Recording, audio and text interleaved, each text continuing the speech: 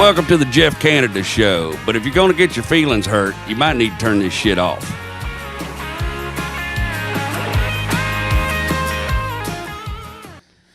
I got my good friend, Mr. Bubba Wesley. Hello. In the Jerk Off Studios today. That is a great name for a dude. Oh my God, that's a perfect name for the studio. I just came up with that just now. You need to get a suite. Call it the Jerk Off Suite. Well, the problem is Barsh Automotive behind me is one of my sponsors, and I don't think they'd be happy if I called it the Jerk Off Studios every day. Well, you know, I've always been a firm believer in there's always a little wiggle room somewhere. No, that's cool, man. No, I'm just playing. They the cool thing about Barsh is, man, they let me. They would not. There's no way a company would get involved with me that didn't already know there was going to be some shit. You know what I mean? I hear that. So who knows? Look, I wore my turd socks, my poop socks. Can you see them? I see them. Man, if I knew we were wearing fancy socks today, I got a sock collection, bro. Well, I don't. This is the only pair I have. My kid got them for me for Christmas. What a coincidence! You have wearing shitty socks. I got a shitty socks with a shitty guest. And it smells like shit in here. Does it? No, not really. Oh, okay, man. I lit a candle. So so Bubba and I went and had dinner beforehand over at Sawyer Park Ice House. First time you've been there? First time I've been there. Yeah. Yes. What do you think of that? The layout? I cannot wait to be there in February. Yeah. So it's beautiful. It's February, or March. No, I'm February the 23rd. February 23rd, Sawyer Park Ice House. Yes. This will definitely be out by then. Way before then. Cool.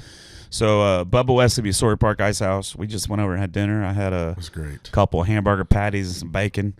I had too much. I'm so stuffed right now. Yeah, I'm pretty full too. I didn't even finish mine. I didn't think that sandwich was gonna be that freaking big. Yeah, so I ordered an appetizer.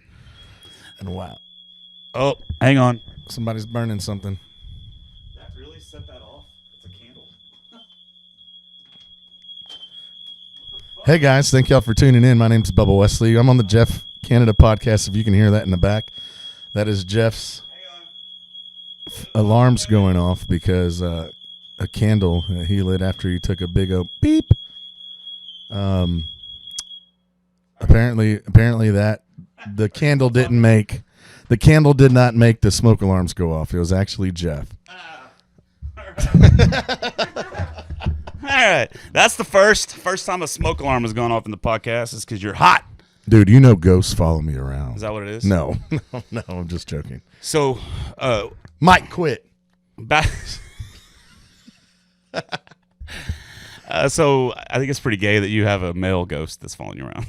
Well, hey, I don't like to talk too much about him because he's in the transgender stage. He's transforming right now. It used to be Jessica. Now it's Mike. Yeah, there you go. Hey, whatever tickled your gizzard, bro. Not mine.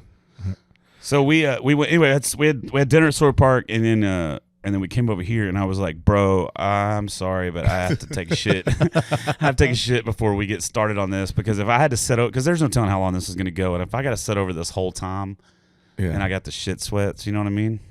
Well, as much as you and I talk on the phone or communicate with each other, I'm sure this podcast is going to be everybody out there. You're in for a treat tonight, baby.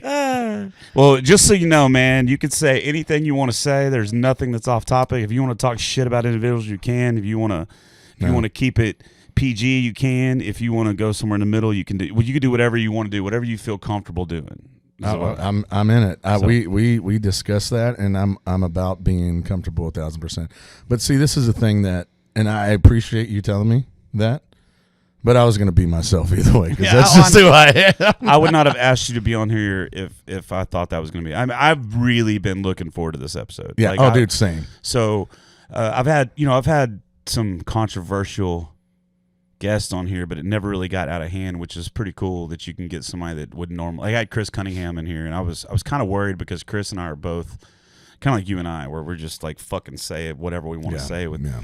And I was kind of worried it was going to get off the rails, but it never did, man. It stayed. It was really cool. It was a cool episode, and I don't want to get on here and just talk shit just to talk shit. Well, I don't want everybody thinking, everybody out there too. Jeff and I don't get on the phone and just talk mess about all the artists in Houston or anywhere, but that's not the way our conversations ever go. Oh yeah, it's just there's only one. I didn't go there. There's only one fucking musician I'll talk shit about.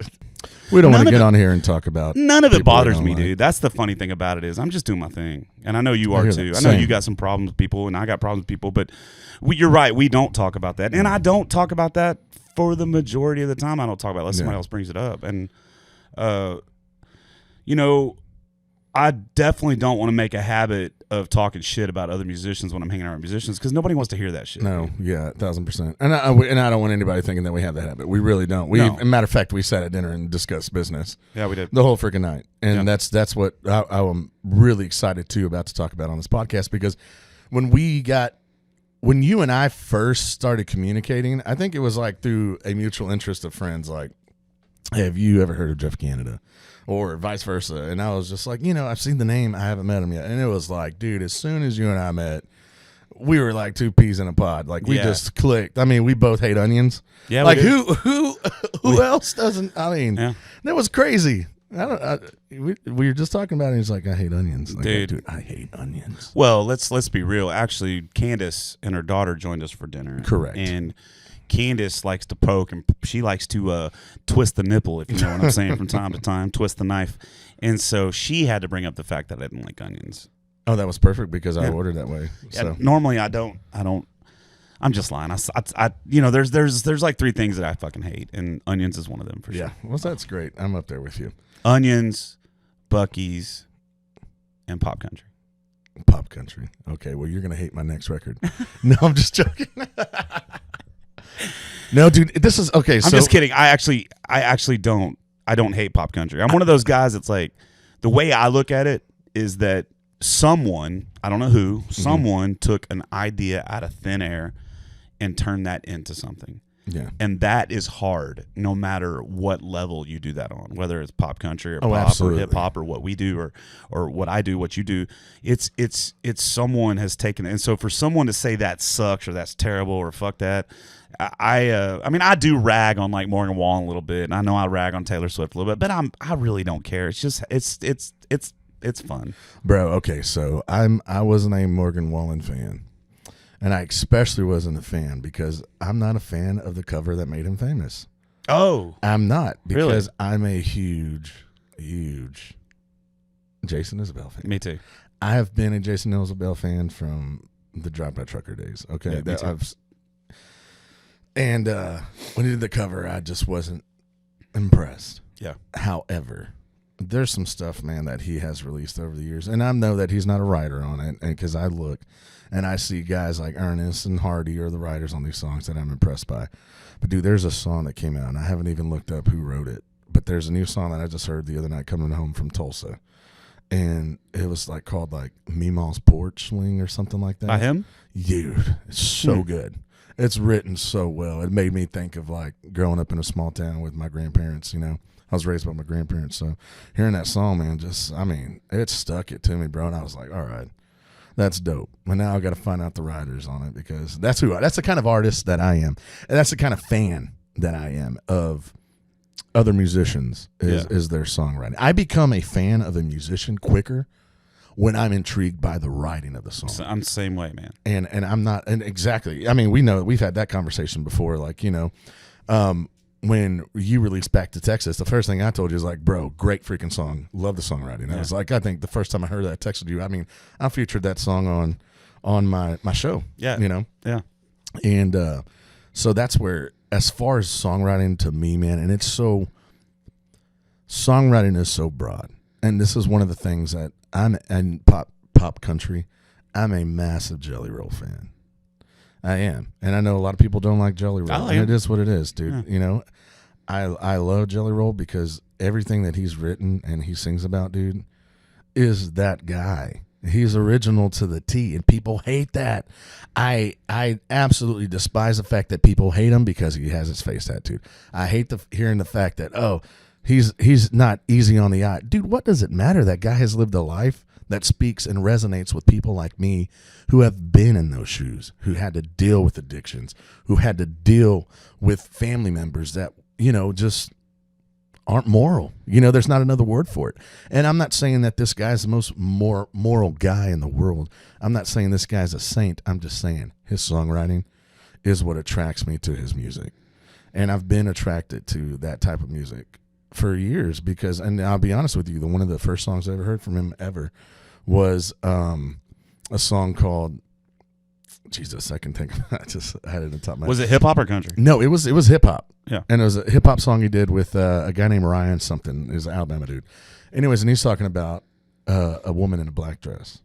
And, the lyrics are just kind of like, I seen you in that black dress. And every time, basically he talks about every time she comes around, she's wearing that dress. He knows what it means. Dude, that's crazy to think about it. Because have you ever been with somebody or known somebody that you've been attracted to? You're just like, if you wear that, I know what you're doing. Yeah. I know how you're handing that to me. And I was just kind of like, that's pretty cool. Yeah, I get that. I've never heard something of that done in that specific way. And then, you start reading about the guy, you're listening to more of his songs, and you're just like, whoa, this song caught me. Like, Son of a Sinner, like, dude, that's every line in that just reminds me so much of what I grew up in. I've tried to put all that past that I had, all that addiction that I've went through in my rearview mirror, dude, and just listening to those lines like that, it's not something that you typically hear in country music. But do you consider that pop country? You consider Jelly Roll pop country? Yeah, because he's mainstream. And here's the thing. But I don't look at it that way, right? Right. I don't want to look at it that way. Because I don't think he is. I think maybe pop country is the wrong word. Well, when you talk, the thing that I fucking hate, I'm just telling you right now, the thing that I hate is when, like, country music is supposed to be about the story, right? Absolutely. It's supposed to be about telling a story. And for me, my favorite music, the more in-depth the writer is to getting into that story, the more I like the song. Mm-hmm. Okay, what I don't like, and I'll go back to Morgan Wallen just real quick. This is what I don't like, man. When I first heard him do just by himself acoustically, Thought You Should Know. That was on his latest 36 Wrong song record. When I heard him do that with just him and his guitar, and he was just sitting in like a living room or something, I don't know. He put a little video out, and I shared it to like a bunch of people. I was like, dude, this guy's he knows what he's doing. He know how, because I think he might have written that one. I don't know. I think he did. But it was like, man, this is fucking so good, right? So I was really pumped about his new record coming out. And so Candace and I, we sat down and we're like, we're going to listen to this new record. And dude, I was like, I'm going to go in with an open heart, right? Because I didn't really like any of his stuff he's released before. I liked some of the stuff he worked on. I like some of the songs he wrote for Stapleton and some other stuff like that. I was not a fan of like Whiskey Glasses and that shit. It's just hokey country for me. We sat down and listened to that record, and dude, it was 36 songs about fucking nothing. To me, it was 36 songs with no depth, no, like, to me, it was just like somebody went into a songwriting factory and wrote 36 songs that all sounded the same. That all sound the same. That, every one of them talks about sober or being drunk or, other than Thought You Should Know. I don't think there was a redeeming song on that record. That's me personally. And so that's when I look at Jelly Roll, I don't see that. What I look at Jelly Roll is I see a man who's been on the road. He's been doing this for a long time. He's been on the bottom. He's had to suffer just like you and I have. And he's been trying to do anything that he can do to get his music noticed and get his message noticed. And he finally just hit his lick. And I don't look at him like as pop country, so to speak. Like, I look at Morgan Wallen. I look at Luke Bryan. I look at Florida Georgia Line. I look at Rascal Flatts. And it's just those, other than that one song that they put out, it's just like, to me, it's music made for a retard listener. Well, and I hate to say that, and I hate to be the guy to say that. You have to dumb it down for people to understand. I guess so. And that's why I think a lot of these younger kids, they're like, oh man, I only like Jelly Roll because so-and-so has this thing bumping in the back. Dude, he's more than just a rapper to me. For sure. You know what I'm saying? That's what I look at. And I'm just like, that's dope that he's a rapper. Because, I'm going to, no way in any form is this the same comparison, but I'm gonna split it this way because that dude grew up in a rap environment. He grew up selling drugs, doing his thing, in Nashville, was a rapper. He claimed himself a rapper, got sued, whatever. I don't know if you went into this whole life story before, but yeah. And then he came out with music that he grew up on. Very freaking cool. And he's writing stories that are about what he grew up on and telling the truth about the things that he wish he could change. And I get it, man. Nobody ever learns in life from lessons. Okay. Now, for me, I grew up in a Hispanic household. I'm mixed breed, whatever. And I was raised by Hispanic people that adopted my mom, who's white. And my grandpa is a Tejano musician. Did I catch that bug? No. Did I even learn Spanish? No. They didn't teach me that. My grandparents always kind of were just like, we don't think you're going to need it. I really believe that, and the way I'm trying to compare this is now that I'm older, I'm wishing, and now that I am doing some stuff that is kind of crossover that you're going to see later this year. I mean, if you follow me on social media, you saw the 2 acoustic tunes that I did that were a Texas Tornadoes tune and a Freddie Fender tune. Mm-hmm. I did that, man, because one day I broke down thinking about my grandpa. And I was just like, I wish I would have done this when he hinted it to me. I wish I would have done stuff like this when he was alive and I knew I had the connections to make great crossover stuff. Yeah. And I still have those connections because of the person that he was, and everybody enjoyed him. And he was a person that everybody loved. If you ever met my grandpa, you'd like him. So I'm doing my best to kind of keep those connections with a few people and do some crossover stuff. Like, dude, I'm doing this crossover album, or a few songs, with guys that are Grammy award-winning Tejano musicians. Like, bro, that's nuts. His mentor was Flaco Jimenez. Like the Flaco. And Flaco's, understudy, Josh Baca with Los Tex Maniacs, which is a Grammy award-winning band, is on this record, is doing these songs. Oh, yeah. And it's like, dude, I didn't grow up ever. I listened to it because I was around it because my grandpa was deep into it. He was in the Tejano scene for 40 plus years. I was a rocker, dude. I loved the country stuff. He let me listen to whatever, it never once was like, no, don't listen to rock music. Don't listen to country music. He encouraged those things. When I asked him how to teach me how to play guitar, he did. And he never said you need to do Tejano music. Now, dude, that I'm older, I'm seeing the positivity that comes from that creativeness of having that background.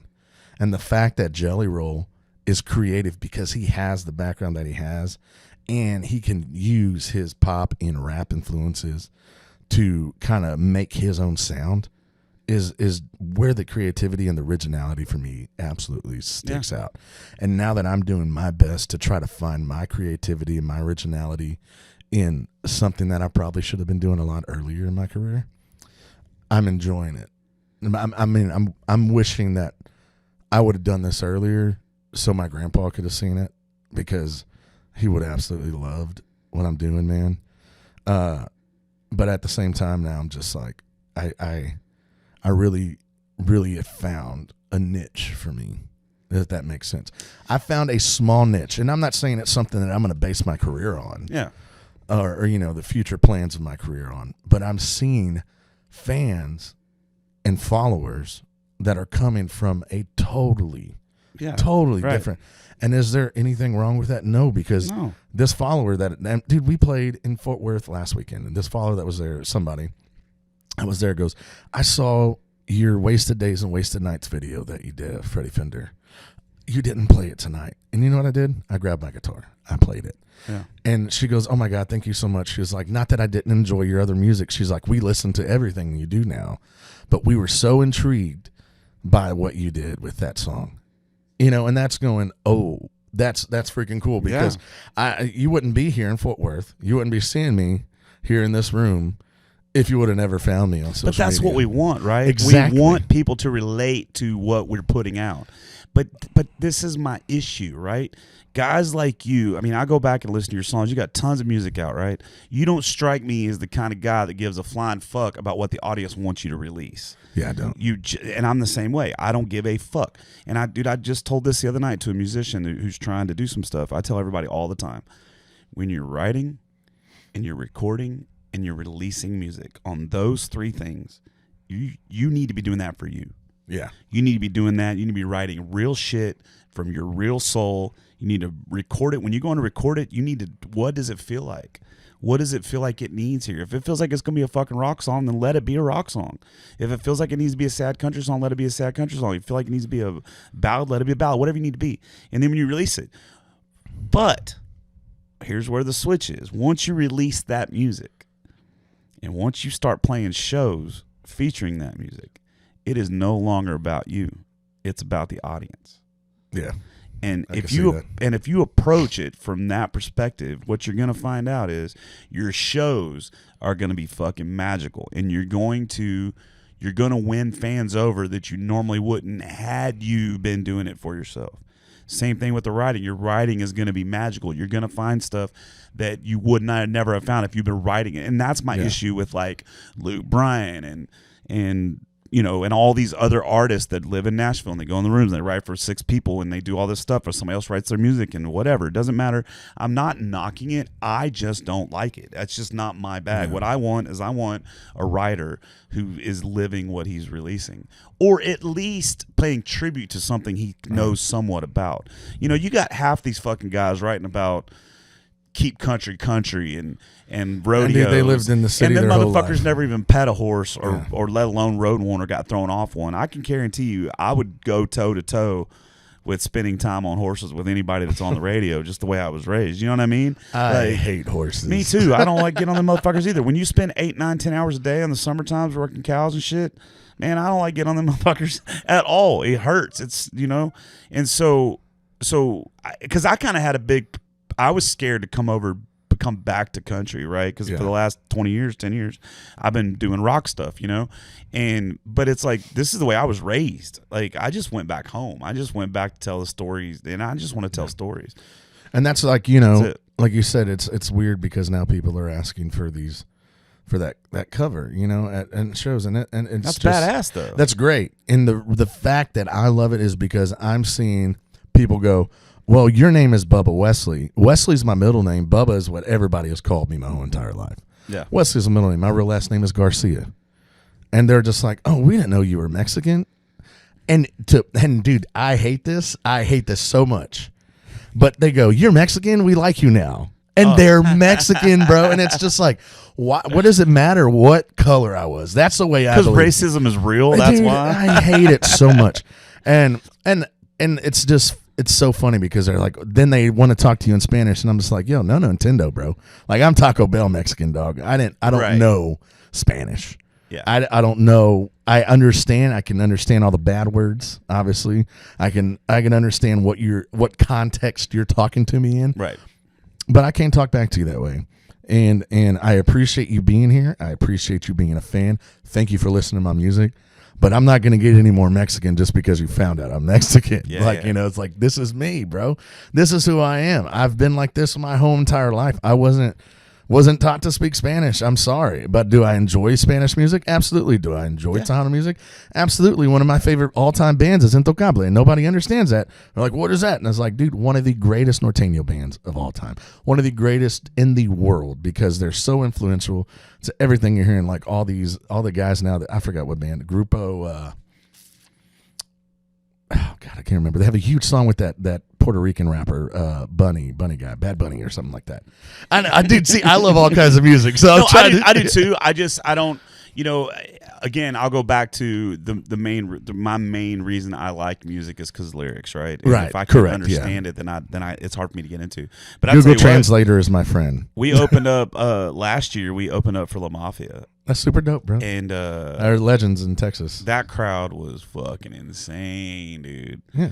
And it was very weird because it was Jeff Canada with 2 other bands that started with La, and it was kind of strange, but that crowd was nuts, dude. So believe it or not, where I got introduced with this guy that I was telling you about, Los Tex Maniacs, I did a party at the owner's private party, and I'm like one of the only country guys that he likes. And he invited me to open for all. And, dude, there were legends like David Lee Garza, Los Tex Maniacs, Robert Pulido, which is like, dude, they're massive. In the Tejano scene, these are like some of the biggest. Like, dude, it's like huge. Yeah. Huge guys. And I'm just this little country dude in the front with a Mexican last name, bro. Like, and that's, and I know, and don't get me wrong, I love those guys, dude. They're so great to me. I love playing their venue, and I love going out there to Round Rock when they have me. And matter of fact, I'll be there in a few weeks. But it was just kind of like, hey, man, you're Hispanic, you're with us, we accept you. Yeah. And I love that. That's cool, man. I love to be accepted. Don't get me wrong, but it's weird seeing that crossover. Yeah. And that's what I want to kind of push on, is like seeing that crossover and that creativity where I go, okay, I see what's happening as far as how many Hispanic people are starting to listen to my music. But you don't get analytics that way. But my eyes work totally fine, and I see the comments that are coming on my posts and stuff. And I enjoy that because I'm bringing them a different type of music they probably haven't listened to. And they're bringing me a different type of audience that I've never had. And not only that, it's creating more followers, and it's creating it's like a ripple effect. Yeah. And so it's weird, like, in listening and how this transpires back to what I was saying about Jelly Roll is like that creativity, man, that he has, and he has found 100% what works for every side of his coin. Yeah. And that's phenomenal. And how do you find that in other types of music? Because it's like you said, when you listen to a whole record, and all you could think the whole record was it sounded the same every song. Yeah. And when I listened to a Jelly Roll record, went Whistlet Chapel, dude, yeah, it's insane. Phenomenal record. It's so phenomenal good. record. I mean, there was a couple songs in there that I was like, okay, this is a filler. But for sure. But for the most part, I was like, man, this is like, dude, this is so good. That song,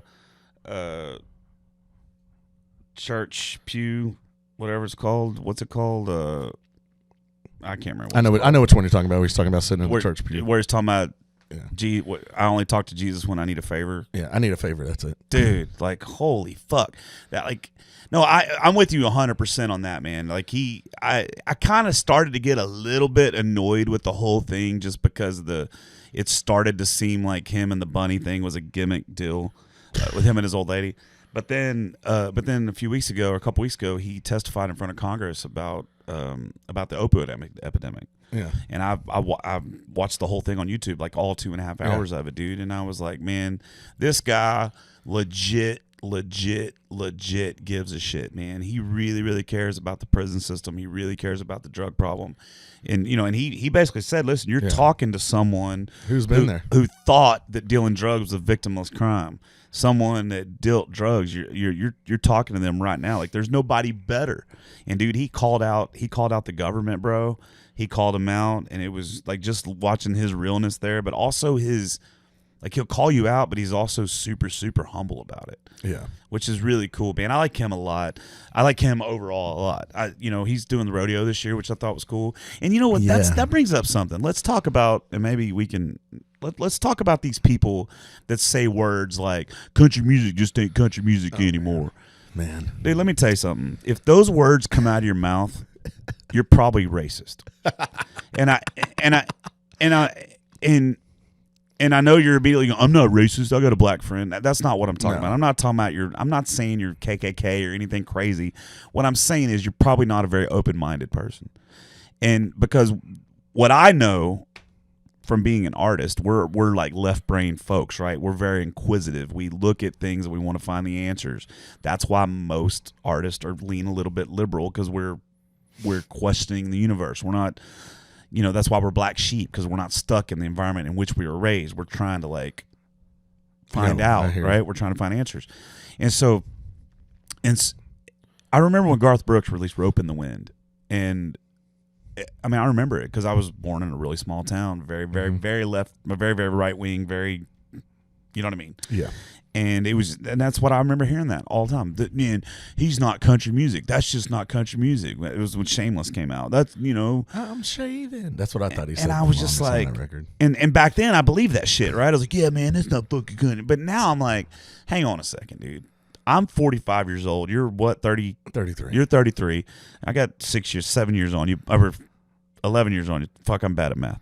But my point is I grew up this kind of the same generation you did. And yes, I'm ahead of you, but we grew up watching MTV. We grew up watching CMT. We grew up I grew up with this whole banger of influences, bouncing around in my head, from Def Leppard to and Poison and Guns N' Roses to Pearl Jam and to Pantera, Metallica, then all the way over to Reba McEntire and Garth Brooks and George Strait, and even like Kentucky Headhunters, even getting like, Travis Tritt, Marty Stewart, those guys, but I also grew up on Roy Rogers, and I also grew up on Guy Clark, and I also grew up on Hee Haw.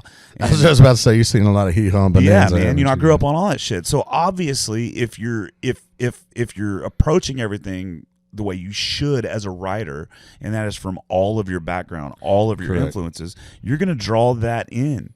So if somebody wants to put a hip hop verse on a country record, it's probably because they grew up listening to both, like I did, like you did. I was a huge MC Hammer fan when I was a kid, man. Yeah. Like I was a huge NWA fan, and so also a huge Michael Jackson fan, like huge. And so obviously those influences all are gonna end up in my music. Sometimes I'm told, hey, that song kind of sounds like Dave Matthews. That's a compliment to me, man, because I was a huge Dave Matthews fan. And so if you're one of these people like country music, just saying, you really need to broaden your horizons, man. You need to broaden your horizons, dude. I mean, George Strait, and there are guys out there right now that are doing that style, that country. You got Randall King, you got Cody Johnson. Yeah. They're doing that traditional. Oh, speaking of, I heard that Cody sang like the chorusy type for a rap song. I've never found it, but I heard somebody told me this one day, and I was just like, I gotta find this. I want to find this Cody Johnson featured. He was featured in a rap song. I want to find it. I've never found it. I don't know, but yeah, somebody really, can find it. Leave but it in everybody the needs to be more open-minded about shit. Absolutely, be more open-minded about shit. Don't be so ready to squash on something just because it's not exactly your cup of tea. Maybe go see them live. I could tell you what, there's some of the classic country guys that I've seen live that they're fucking terrible live. God, dude, oh my God, you almost did it. I almost did it. Listen, I've played with some of them where it's like same. This is where I was going. Oh my God, dude, it was. Let me put it like this. This person we played for was a famous. Dude, have won several awards, and I was absolutely honored to open for him. And we went and played an hour before he went on. We got our stuff off. We loaded our trailer up. He's about 30 minutes in. And the guy that was in charge, the talent buyer, came up to me and said, I'll double your pay if when he gets done here in about 15 minutes, you load it, you take everything out and go back on stage for another hour. And I was like, what? And how long is he playing? He was like, he just told one of our guys he's singing like 3 more songs because he's not really feeling good. And I could get it if he was sick. But I'm going to put it like this. Before we loaded all of our stuff to get back on stage when they were done, by the time we hit our first song off, he was in his bus rolling out. And I'm just like, I want to read that contract. I want to see what clauses are. That's the business-minded me goes, Can I read his contract? Because I'm just curious about his clauses, because how can you do that? And, we got done in the crowd that won. I was really weirded out. Not weirded out. I was really kind of just intrigued that I was even asked to be the opener for this guy, because we're 2 different spectrums of country music. Yeah. And, but I thought it was cool, man. Like, all right, I'll open for him. He's a freaking legend, he's a living legend. I'll open for him. And yeah, we ended up making double the money we thought we were going to make that night. But, by the time we went on stage and played again, the crowd that was there to see him, which was very, very scarce because of the age. Yeah. It was already out. Like, oh, we heard that those 3 or 4 or 5, he's had several top hits, and they heard those and they were out the door. Yeah. And it was just kind of like, oh, I get it. I don't know if he wanted to sing an hour and a half, but hey, man, it is what it is. I just kind of like, I forgot where we were going with that, but yeah. Well, we're just talking about like the older guys or the, just the standard traditional country guys, right, that are just playing and I love that music too, man. I love Randall King. I love George Strait. He's a nice guy. Oh, Randall King is the sweetest, dude. I love him. I I like played him a multiple lot. shows with him. I like Cody Johnson. I like these more, Riley Green. I'm a huge Riley Green fan, dude. Great songs. So I'm not knocking it. I'm not knocking it. It's just not what I do. It's not what you do. Yeah. And guess what, man? I never told anybody to put me in the country label.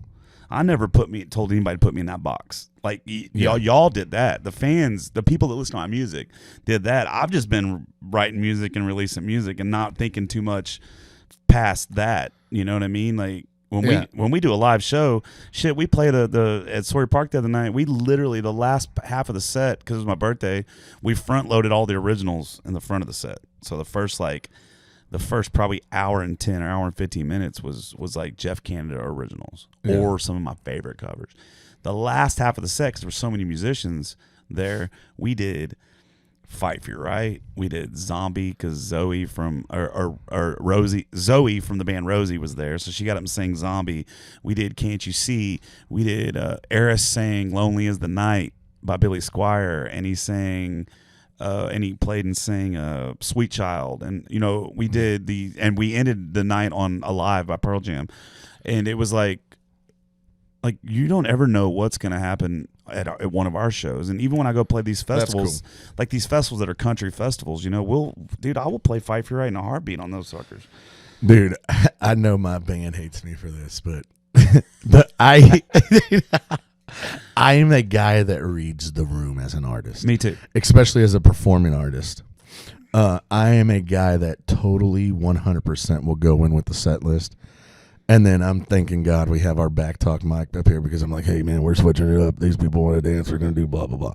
And we'll move our original like upbeat in your face rock stuff that we do to She's My Fire. Let's go. This is a dance beat. We're going to see some dancers on the dance floor. Let's do it.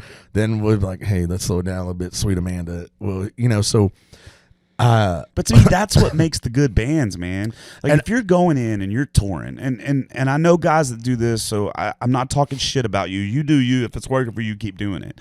But man, like if I go out and see certain bands, and I go out and I've seen them live more than once in the last 4 or 5 months, it's the same set.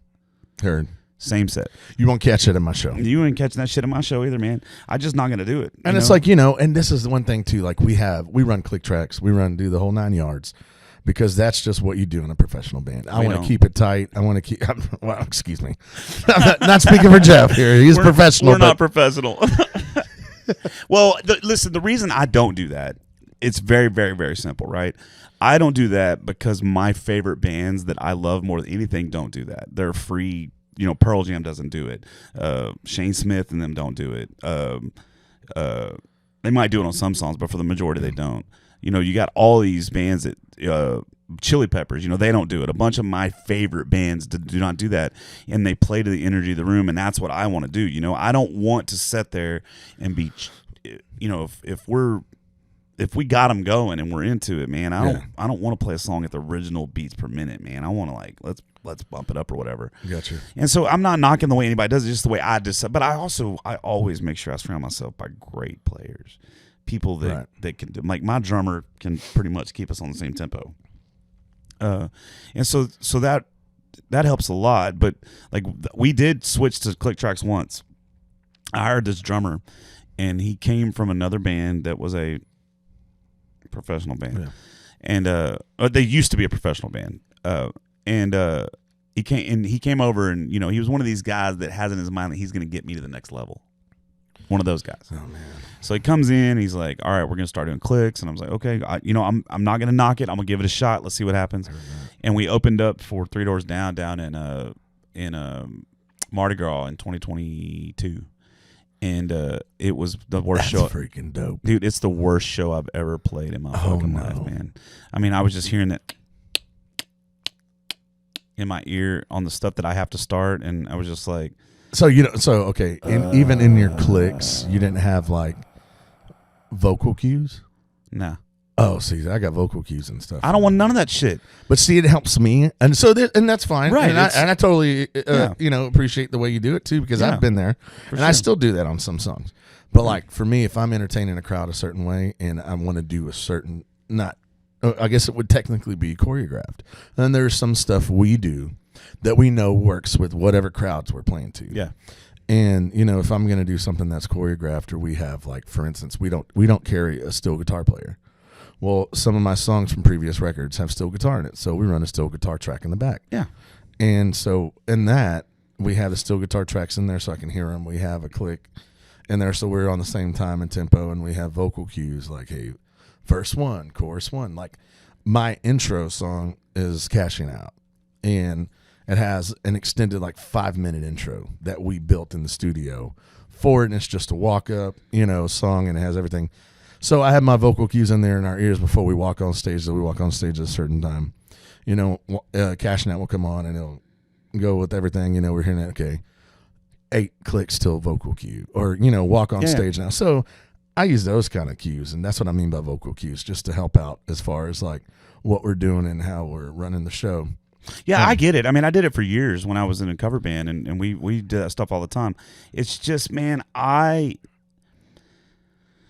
don't know how to say it. Like, I don't knock the way anybody else does it. I just know the way that I do it. Yeah. And I know the way I do. I know how I feel comfortable, and I feel comfortable just going with it on stage. And there has to be a comfortability thing as a frontman. You have to be comfortable. Yeah. That's like if I don't get my ears right before a show. And now, I mean, we're so programmed. It's so hard to say that. Right. That if I don't get my in-ears right, dude, I've done how many freaking shows? A year that my in-ears are very, very... Same here. Like, I can plug it in, we're good to go. I might need to change the sound of our front mics that are in the room. Something small, that nature, but that changes with every room you play. Right. Every room's different. Yeah.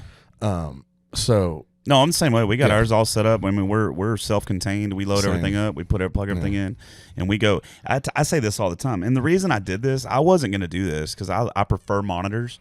I'm listening. I got to take a drink. But the whole reason that I decided to get the in-ear system is because we play so many of these throw and go festivals. And on these throw and go festivals, man, you don't get a sound check. You get a line check. Yeah, that's it. And so, dude, my festival setups are the best and the worst. Dude, my ears sound like fucking heaven. That's dope. No matter how shit. I mean, I got all stereo. If they're all stereo, I can pan. Nice. I can pan the guitar over to my right if I want to. I can pan the bass over to my left. So that's actually where they're standing, and I can do whatever I want. And everybody in the band mixes their own ears now through the app. Yeah. And so, man, when we're doing sound check, there's none of this. Yeah. It's times are different, but that's just part of the.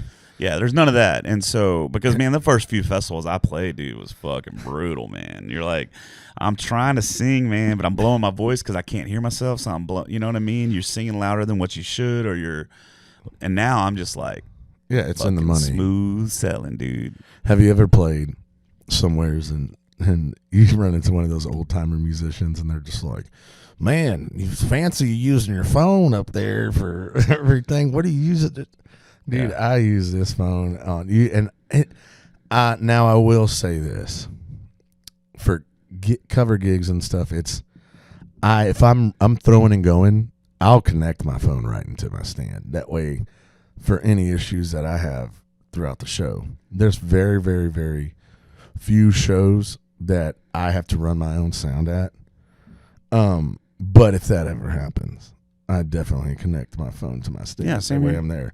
But dude, you just see so many people talking so much mess. Like, oh, they got a phone. Well, do you know what this phone is being used for? No, you don't understand. Right. I'm not about here looking lyrics to every song that I'm singing. Yeah, but what we do. So what I do to battle that, because I know that's a thing.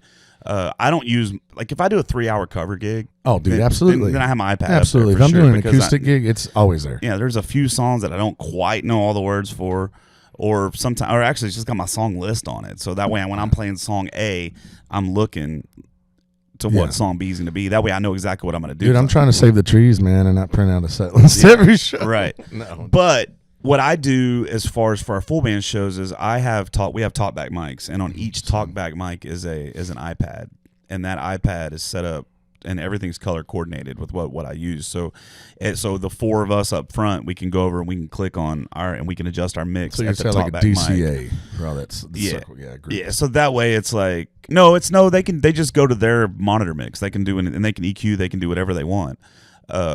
And so the drummer has one back where he's at. There's one on the actual mixer on stage that anybody can walk over to, and then there's one on the actual top back mic.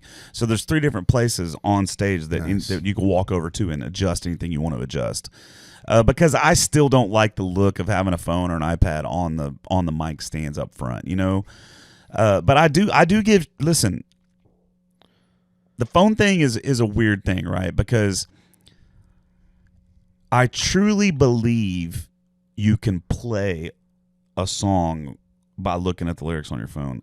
I truly believe that you can't truly perform a song while doing that. 1,000%. Now, with that being said, when I'm at acoustic shows, that I know that, hey, I'm still playing. Like, dude, because let's be real, we're not out here making $1,000 acoustic shows. Right. But if I know that, hey, man, there's a chance to get a better tip if somebody asks me what song. And I know 1,000 plus, whatever songs, but I might just not know that one that they want. Yeah. And I mean, $100 bill speaks to me in ways that nobody else can. No, you know what I'm saying? Dude, and I will definitely look up the lyrics to that song and play it with no problem. Right, but you're not going to do that for every song. You're not going to do that 9 songs a set, 10 songs a set. No, maybe just like 8 of them.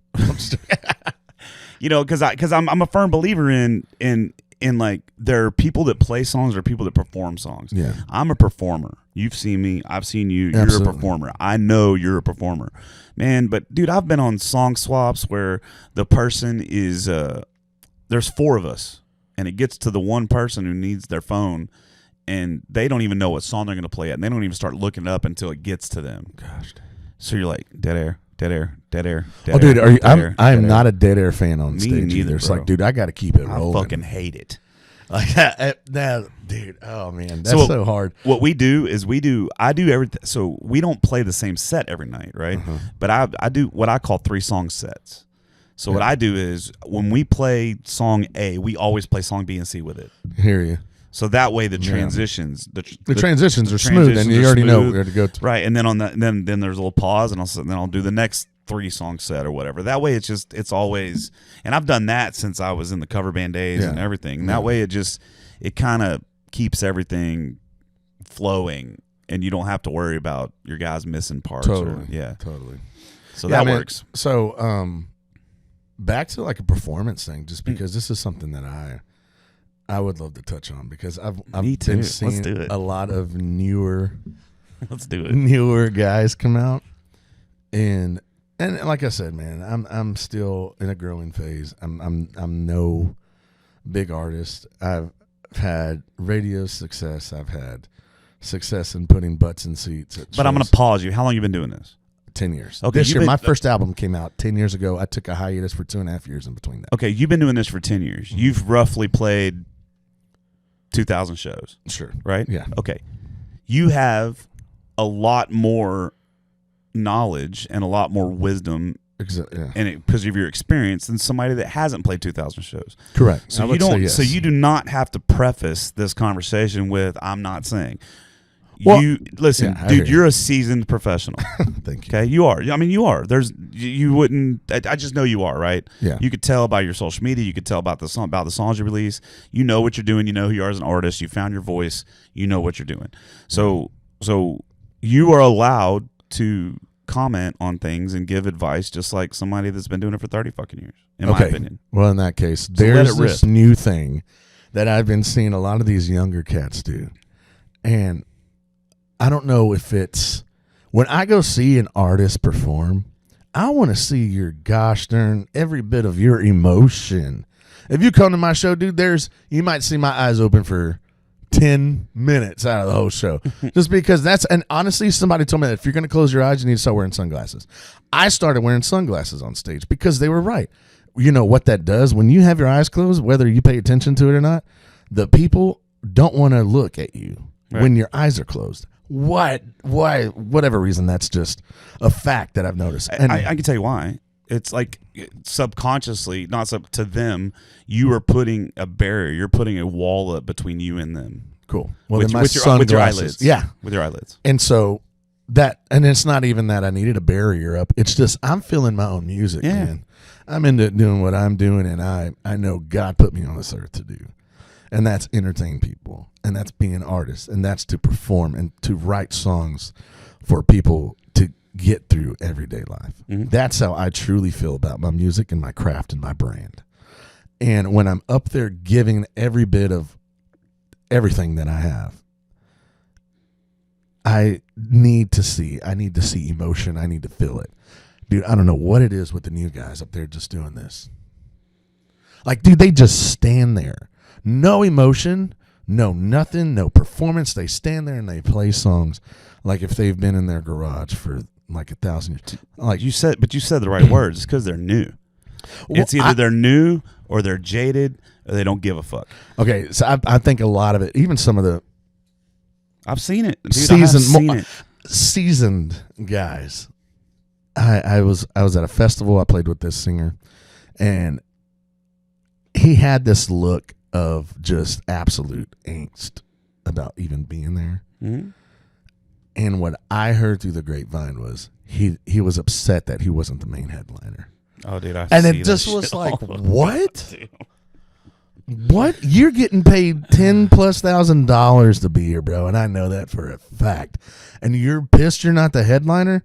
I didn't even make 10% of that, bro. Let's be straight. After I pay my guys and my band, I'm not even making that. You know, it's like, Yeah. let's be real about this, bro. And guess what? I'm sure they paid for your hotels, and I got one. Like, how many of your guys got their own bed that night? Dude, I had to share a bed with some stinky dude that I share the stage with, you know? Like, Dude, that's just It's taking.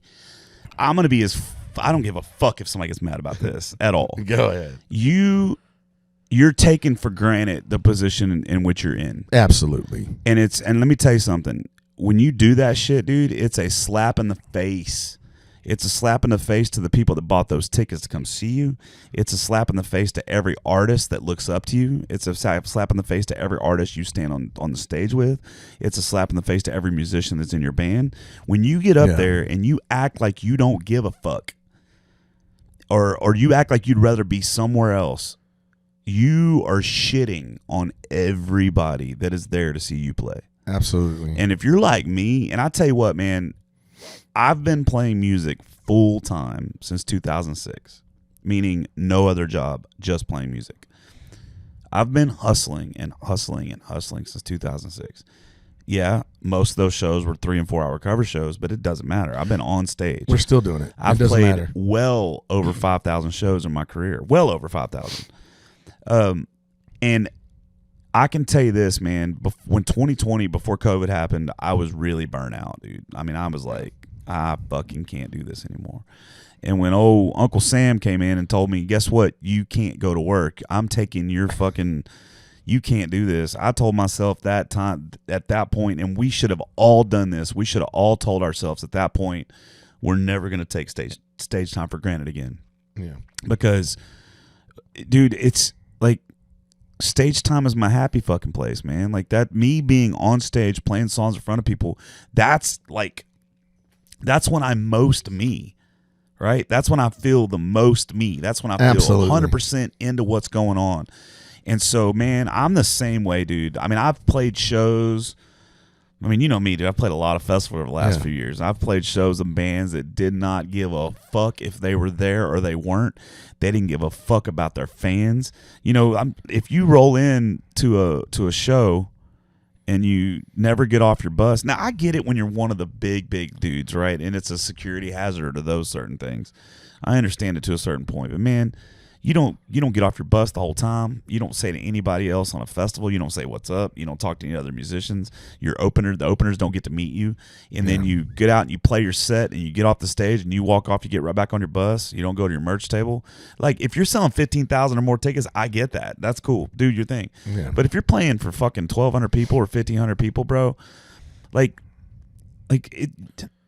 I don't know, man. Like, act like you want to be there. Act like you're worth this money that you're making.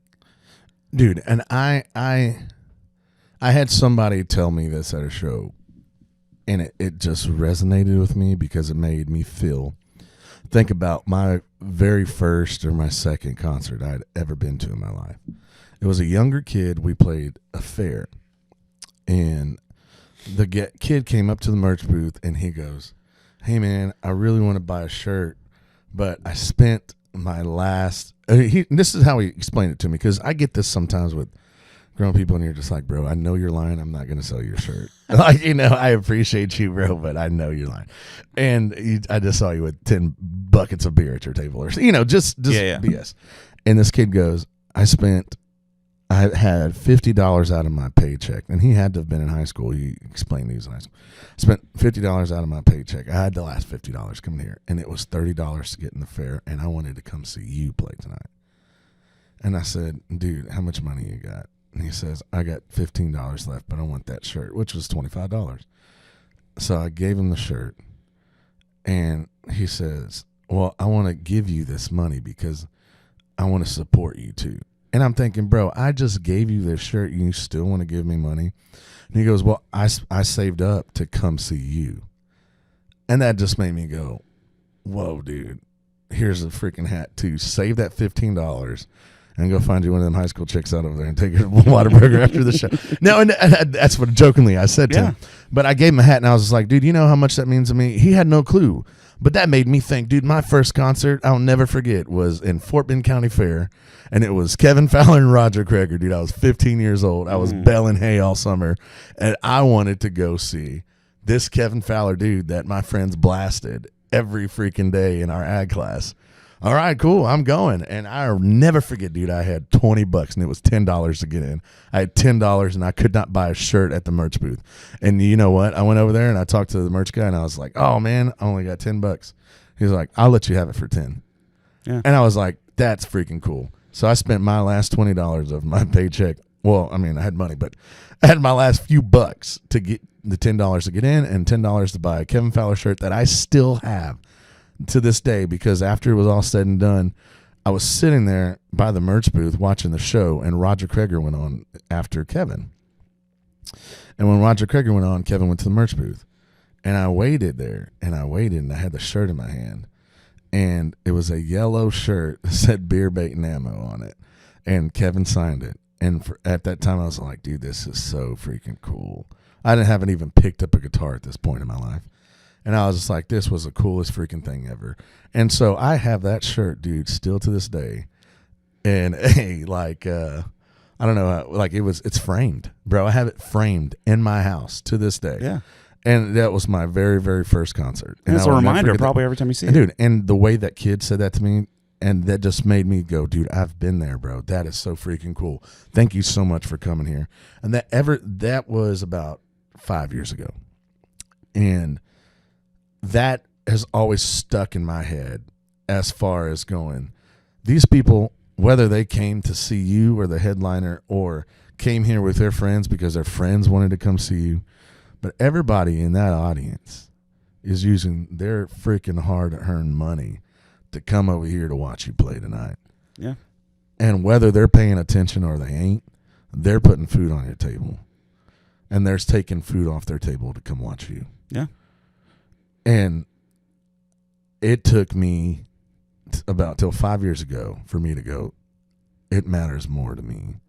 And not saying that it never did matter the first 5 years. Just, dude, I was drinking so much the first 5 years. I was just worried about. Yeah, I was a little more self-centered, you know. Yeah, I get you. And then it just made me go, dude, people really, really bust their butt to come watch me do what I love to do. Yeah. And I got to be better at it. I got to be better than they are expecting when they walk through that door. They can see all my social media. They can see me. Oh, you're so talented. That's great. Thank you. But guess what?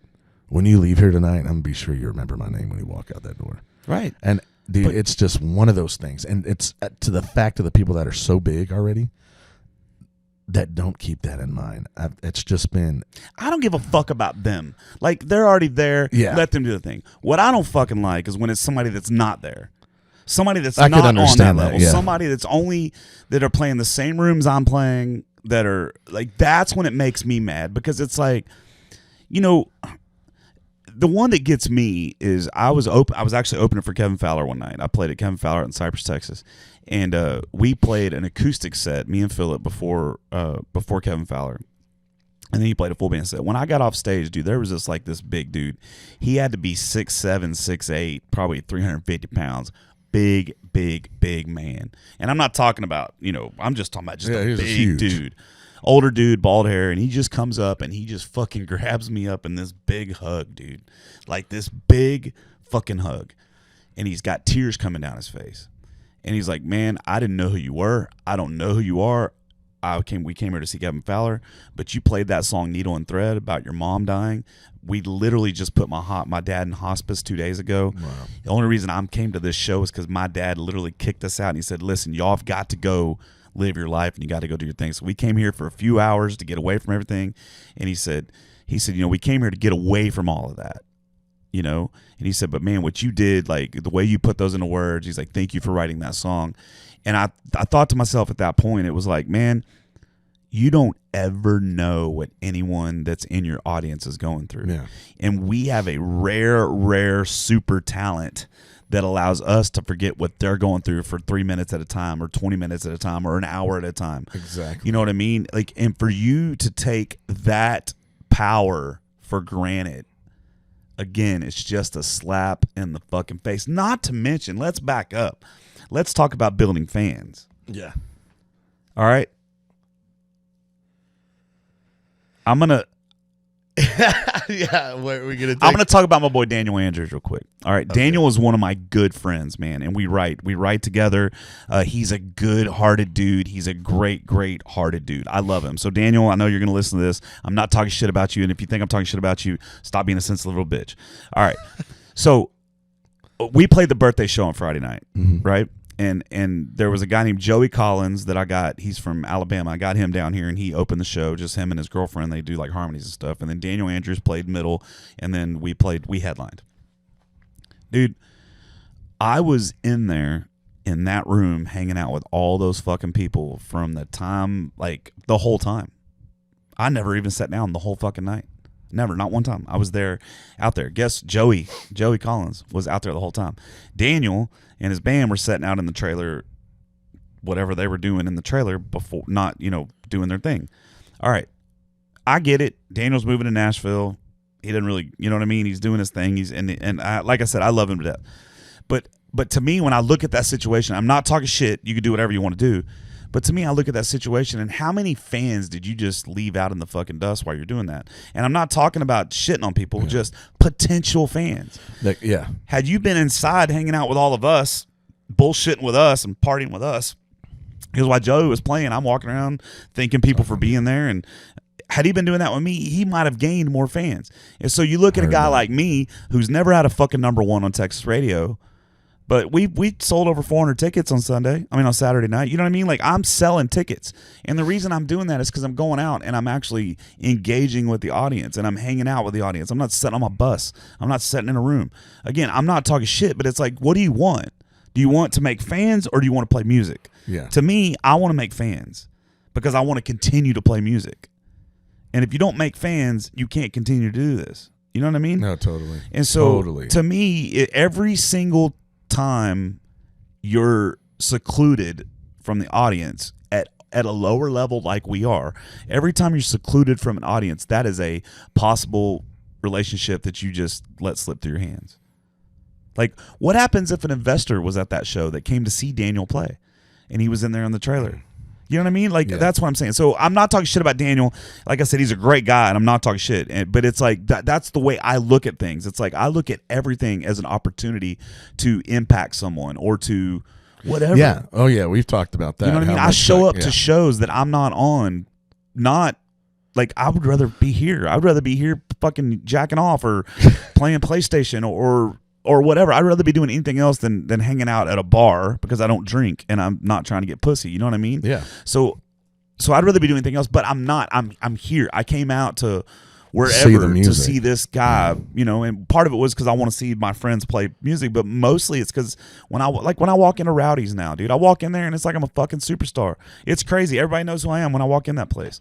When I walk in anywhere around here, that's the way it is. And it's starting to get like that in more places than just here, but it's because I spend so much time with the people. You're engaging. And if you're not doing that, you're not gaining fans. So if you're one of these fucking artists that got 6 straight number ones on Texas radio, but you play a venue and you can't sell 10 tickets, you might, I'm not saying listen to me, but you might want to fucking reevaluate your priorities. You might want to reevaluate what you're doing. Totally. Now, if that's what you want to do and you want to release those songs and you want to get those number ones and you don't give a flying fuck if people are at your shows, then keep doing what you're doing. Dude, I don't understand this. Like, I'm trying to say. I'm listening. I'm going to get some water. Go ahead. I'm trying to figure out how to say this without crossing too many lines. Fuck the line. I'm kidding. Okay. I had this conversation in the studio where I record at, and I won't say where, but it's here in Houston, and it is a very, very well-known studio. And the producer and I were having a conversation, and the topic of that conversation was, does radio matter anymore? Now, before I jumped deep into this, I was a radio DJ. Okay, I had a syndicated radio show that was specifically for Texas music. My market was Texas. The people that bought spots on my show were Texas, loving red dirt music people. Okay, my show got cut because it got bought out by Times Square Media, and they cut. Basically said, we're going to market this station as this kind of station. We're not doing any red dirt music anymore. And they cut it out. My show got cut. I got pissed off. I left the station. And then I started doing music. Okay. Anyway, so before I got into music, I was a radio DJ. And dude, it was so crazy to see the guys that would come through it at that time. And the emails I would get, I was still learning. I'm still learning about radio to this day, as far as the way radio works in Texas music. And the thing that blows my mind is if you notice it on the chart and you look at, this is still going to, I'm trying to figure out how to, it is still going to come off, whatever. Let's pause for just a second. Okay. We've discussed radio at length on this podcast. As a matter of fact, last week's or 2 weeks ago's episode, I put out a 17-minute monologue pre to the podcast of just me talking into the camera about Texas radio. So there's not a swinging dick that listens to this podcast that don't already know. Okay, so then everybody understands. So I don't need to have a build-up. You don't. No, you don't. Okay, great. No, you said, listen, what I want you to do is I want you to say the way you honestly feel, because I know for a fact that a lot of the chart owners and a lot of these gatekeepers listen to this podcast, because I got probably 20 phone calls after that episode 2 weeks ago. Yeah. So I'll put it this way. If you're worried about where you are on the charts, then you may want to not say what you're going to say. If you don't give a fuck like me and you can understand there's good things about radio and bad things about radio, and you're going to approach it from that perspective like I do, then say what you want to say. Okay. Just let that be known. You know I'm tired of seeing people buy. We all are. Buy their spots. I'm not going to say number ones, because I mean I've used big time radio promoters, the guys that you see promoting these guys that are top 10 every freaking week. I've used them. My biggest commercial success has came from one of these promoters, and it made me go, how much of that really was bought or how much of that really was me doing the work?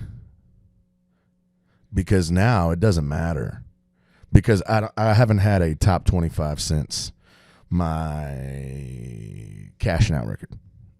No, well, never mind. Hannah Song. That was in March of last year. But it doesn't matter. It didn't chart top 25 on one of the bigger charts.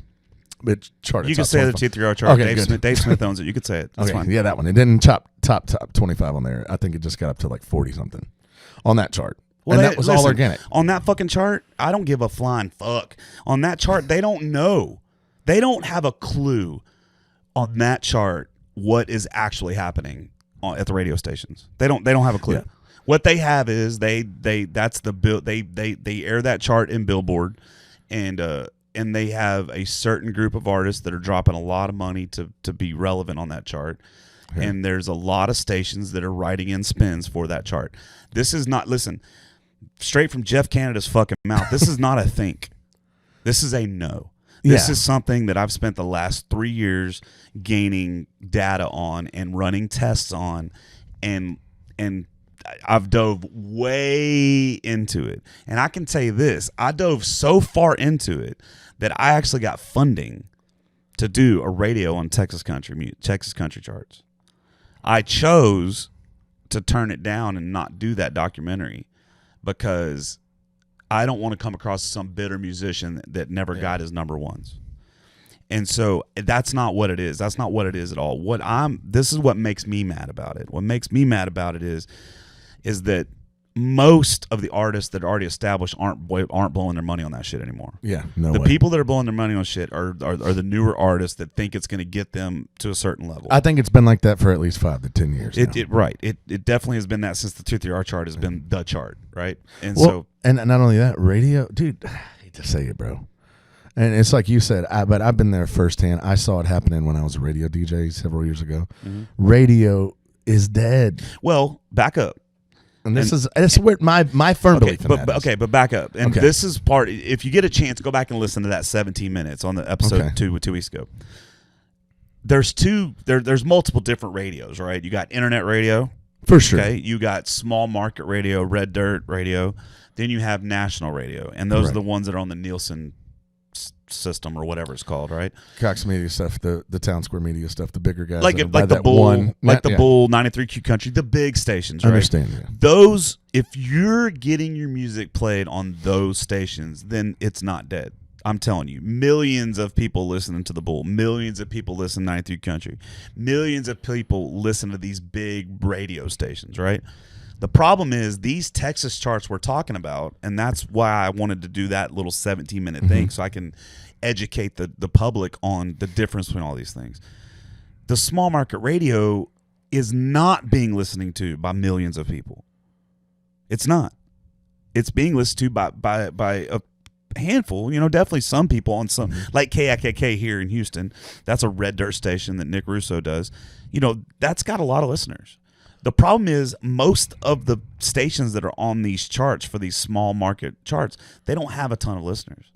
And I see where you're going with this. So what you're talking about is Texas radio, right? You're talking about small market radio. Oh, well, what I was getting to was this, and so I understand. No, you're fine, and I understand what you're talking about. I'm talking about as a newer artist, as an artist in the scene right now. Where am I going to invest my money in? That's where I'm going with that. That was not talking about radio being dead as far as like you said, there is a listener. There's still people listening. Right. I was getting to, I'm not going to spend $7,000 to $15,000 on a single. And let's be honest, and everybody out there, all the new guys, if you think that that's not what a single is going to cost you in the long run to get on the top charts, you're out of your mind, because you got radio tours. If your radio promoter's doing the right thing and promoting your music properly, they're putting you on a radio tour. If you're going to get on a radio tour, you're going to spend that amount of money. Dude, I'll never forget when my song went to top 10, I was in Oklahoma City, Oklahoma, with $200 left in our band account and $175 left in my personal account, because I had ran through both of those being on a radio tour trying to get a top song. My song charted that next week at number 7, and that was it. I couldn't go anymore. I had no funds anymore. Well, but here's the question. From that number 7, did that gain you asses and seats? At that time, no. Right. So, and this was 9 years ago. And that's my thing, man. I mean, that's my biggest thing. Like, it all depends on what your goal is, Correct. If your goal is to be on radio, like that's your goal. I want to be on radio. I want that number 1. I want it. And I want my songs. If your goal is to be there, then do it. Like, by all means, do it. Yeah. But if your goal is to get to the point where you're selling $1,600 rooms out, right? Which is our goal. 2,000 seat rooms, 1,500, 1,000, Yeah. If that's your goal, yes, it can be part of your equation if you have the money. If you got $100,000 sitting in the bank and you dumping out songs and you want to push one to radio, then do it, man. By all means. But what's bad is it's being told to artists that they have to do it. Yeah, and you don't have to. The only way to be successful is you've got to run your songs through radio. Bullshit. Bull Absolutely. fucking shit. 100% I sold crap. out my first room, 440 seats, and I never even fucking put out a goddamn. I never even had a song on radio ever. Never, not one time. I never even pushed one to radio. Ever, not once. So it's not about that, man. It's about getting out and meeting people Absolutely. and relationships and treating yourself and like you're a professional. That's exactly where I was tying this into Yeah. earlier. Yeah, exactly. So, and right now, what we were talking about how is radio is dead in that aspect is exactly what you're saying. Yeah. But if you're a newer artist that's coming out and you think that you've seen this pathway paved, this is what you got to do, dude. We're in a totally new era, bro. I'd say this. I'll go this fucking far. Okay. I'll go this fucking Well, far. hold on. Let me finish this real fast. Okay. Let me finish this real fast. And then Sorry, I get fucking heated when I it know. comes to this topic. Okay. Well, everybody does, bro. Especially the artists that have been in it for as long as we have.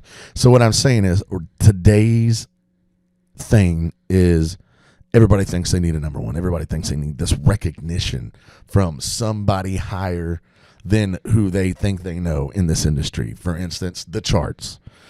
And it's not that, dude. I can do it. And I've seen it done because I created my own formula for my success of 2023. I've had the biggest year in growth. I've had the biggest monthly monetization in that I've ever had every month. Dude, for 6 months in 2023, the month before it, I made more money. I made more money every month after. Then we got into holidays, so it kind of slowed down. Yeah. But the point is, to the new artist, it's not about radio. I think you still need to put songs out to be relevant. Yeah. But there's ways to go about it that you don't have to pay somebody $7,000, $10,000 or $15,000. You don't have to go on a radio tour. Do I think radio tours? Now, I'm a people person. I'm a person in face. If you hear me, I want you to know that I'm that same person. So I'm gonna. You say, hey man, let's do a radio tour. I'll show up at your podcast. I'll show up at your radio station. Let's do it. Let's set it up. That's smart. But you don't have to pay that kind of money. And we're not and let's be real about this. We're not knocking anybody that's in radio. No, we're not absolutely knocking not. DJs. No, we're not no. knocking radio promoters. No, not I'm at not all. knocking anyone that's in there. That's not what this is about. This is not about knocking your hustle. This is not and dude, This is I the say business this every part. time, dude. I'm really good friends with Corliss. I'm really good friends with Nick Russo. You know, I'm really good friends with the boys at Tex Radio 1. Like, I'm really good friends with a lot of people in radio. Yeah. Zach's in radio. Zach United. Zach We United. talked about he him was on tonight. this podcast. We love the dude. Yeah, I love Zach to death. So I'm Yeah, not man. talking shit about radio. Absolutely what I'm not. talking shit about is that some of you people out there in radio that are putting it that you have to do this in order to make it make a note. And this is what I'll say. I will fucking challenge anyone. I don't give a fuck who you are. You give me 2 artists. And each of those artists give me $5,000. Okay? And we take that $5,000 and then we take one artist and we do it my way. And then we'll take that $5,000 and we'll send them to one of the bigger radio promoters in Texas, Dylan Steen or somebody like that. No, I'm not taking a shot at Dylan Steen. I love Dylan Steen. He's awesome. He's a nice guy. He really is. He is. So, but let's take just that's $10,000, $5,000 a person. Yeah. I will make this bet with anyone. I can guarantee you, if you take the $5,000 and spend it my way, you will have more asses in seats than if you take that $5,000 you spend it in the radio. I will. I don't have to bet that. I will That's bet that. It's guaranteed. I will put Guaranteed. I will put $5,000 of my own fucking money towards that fucking bet, and I would challenge anyone to do that. And if you can't do that, if you can't do that, then you already know your way is not the right way. Yeah. Now let's back up. I think that radio, you can do radio. You can still do it. Like I said, if you got the money and you want to do it. I'm still doing radio. Yeah, me too. Like, do it. I'm not saying don't do radio. What I'm saying is, if you think that you getting songs on radio is going to get you to the next level, it's not. Yeah. It's everything, right? You're doing everything, dude. You're doing podcasts. You're out meeting people. I've seen you at shows. I've seen you interact with people at shows, dude. I know what I do at shows. Like, we're out there making, making relationships and friends, and you know what I mean. We're hustling. We're doing all of the things, not just correct that thing. And that's the biggest thing I wanted to top to end in this portion of my conversation about this was, dude, it's all about social media these days. You want to put people in seats. You want to get asses in seats. It's not radio. Radio isn't going to buy you one person in seat. Maybe the radio DJ that played your song. And once again, we're not knocking radio. I am by any means out there. If you think I'm thinking I'm up here being like, oh, Bubba doesn't do radio, he's talking radio. No. I was a DJ. I was in those shoes. I've been there, and I know radio to an extent is not dead. I said that comment by saying you don't need to do radio to make it in this industry by putting butts in seats. To me right now, looking at the business aspect of the way things are going, dude, when I was in music school in SPC, one of my teacher, Sonny, they call him Sonny, he was my popular performance techniques teacher. Basically, it was just like a pop culture class and how to do the music business at this time the right way. He said one thing that resonated with me, and I've seen it happen so many times. He said, music business changes every 5 years. Everything that evolves around music business changes every 5 years. What is the one thing I've seen consistent since I went to that school almost 20 years ago?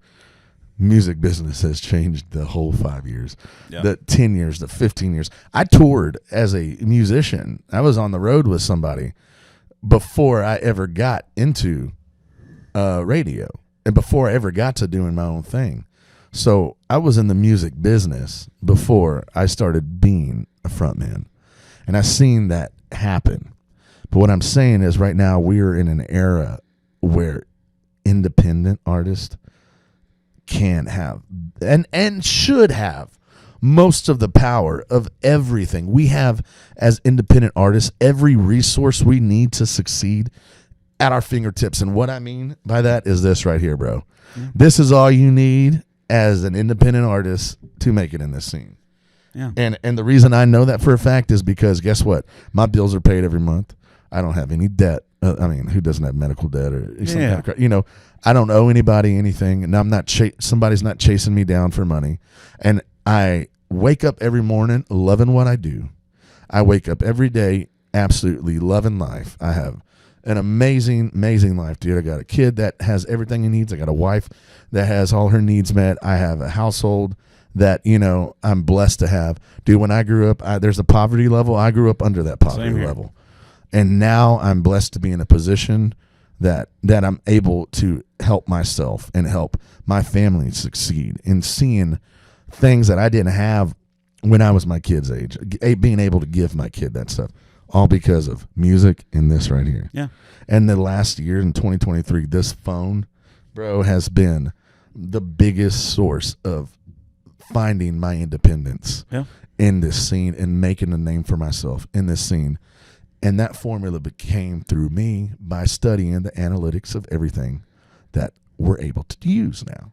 Yeah. Because of everything that we're offered on social media, on Spotify, on Apple Music, what's working with people. All the new guys out there is study your analytics, learn how to read your analytics. Yep. Don't worry about everybody else. Find a promoter that helps you. Find a social media person if that's what helps you. But if you can't read your analytics yourself, you're not finding your crowd. You can go out over there and play a show to 1,000 people, but it doesn't mean 1,000 people are going to pay attention to you after that show's over. Yeah. Like, for instance, I play the Hideout. And there's 2,000-3,000 people in there every year. I'm not going to get 2,000 or 3,000 new fans. Yeah. But I'm going to resonate to 500 of them, and I'm going to figure out how to make sure that I stay at that merch booth to shake hands with whoever. Like, dude, every year I've played at rodeo, they had to kick the people out. And by what I mean is by that, security comes around and says, hey, it's over. And, before they close the Hideout, we're done in an hour. My time to get off stage is an hour before they close the Hideout every year. And every year I've played, I've been at that merch booth till the security comes and says, guys, it's time to go. Yep. Till they literally shut and leave, make everybody leave out of there. Because I'm adamant on saying, I don't care if you came to see the main artist that was on that main stage. When you leave here tonight, you're going to remember who I am. Right. And that's being in that position of independence. That's being an independent artist. That's not relying on some promoter or somebody else to put your name in front of the right people. It's you making that name for yourself. Yeah. And we have that capability now. They didn't have this capability 10 years ago, 15 years ago, 20 years ago.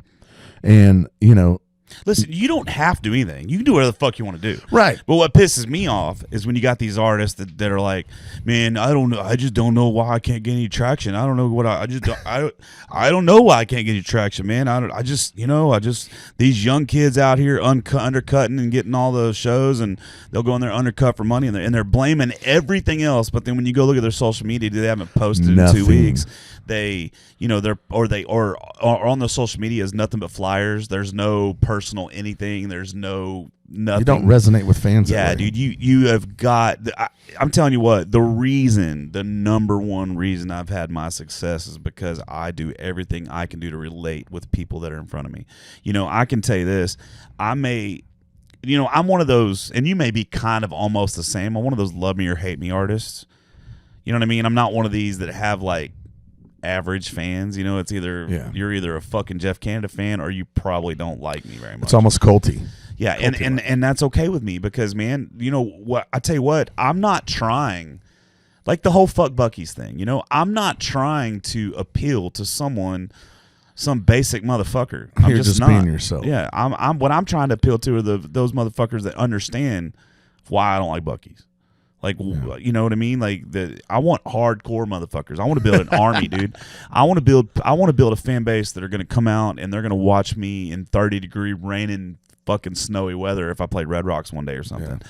That's what I want. I'm not trying to build some fucking pussy fan base that whenever I say something I shouldn't say, I get unfollowed. Dude, I lost over 400 followers the day that I went off on Bucky's. 400. I'm not fucking kidding. Those people, I don't want those people. Go. Get the fuck out. Same thing with radio stations. If you're going to be upset about what I'm saying right here, I don't want you playing my song in your fucking radio station. You know what I mean? I just don't. What I want is people that are fucking rabid, dude. I want people that are rabid about me and about my music or the scene. There's so many people in this industry, in this scene that love the scene and are rabid about it, and they don't give a fuck what the artist does wrong. They love this scene. They go, the Cole Wetzel fans of the world and those people, you know what I mean? And that's why I like the fact that you weren't scared to put out that song about sitting on your face. Like, no, we actually did a music video to it, and guess when I'm releasing it? When? Valentine's Day. Oh, fuck yeah. Should do it steak and blowjob day. Oh, God, that would have been great too. But man, like, you know what I'm saying? Like, I'm not... You can approach it however you want to approach it, and the results are going to be however you do it. But totally, like, I'm not here to play safe. Like, I know you're not either. Like, or you wouldn't have released a song about somebody sitting on your face. Yeah. Like, that's just not the way we're wired, right?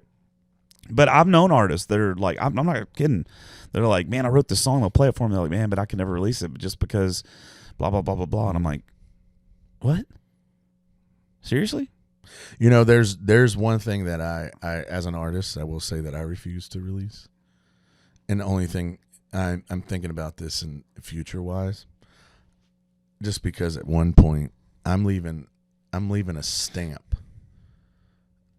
of myself in an almost legacy way. That's how we're going to view it.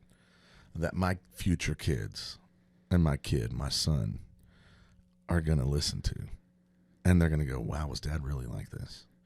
And I want them to understand that everything I went through in my life, I did, and it was for the betterment of them. And I made the choices that I've made in my life so they didn't have to go through that same kind of choices. And they didn't have to live the life that I lived as when, I was their age or younger. Yeah. And so the one thing that I got to say that I refuse to do, and you might have seen me say it or do something, but dude, I refuse to drop an F-bomb in recorded music. Really? That's just my one rule, and I'm not knocking anybody. I've only done it once. I won't do it. Like I have a song that it's about to come out, Fallen Star.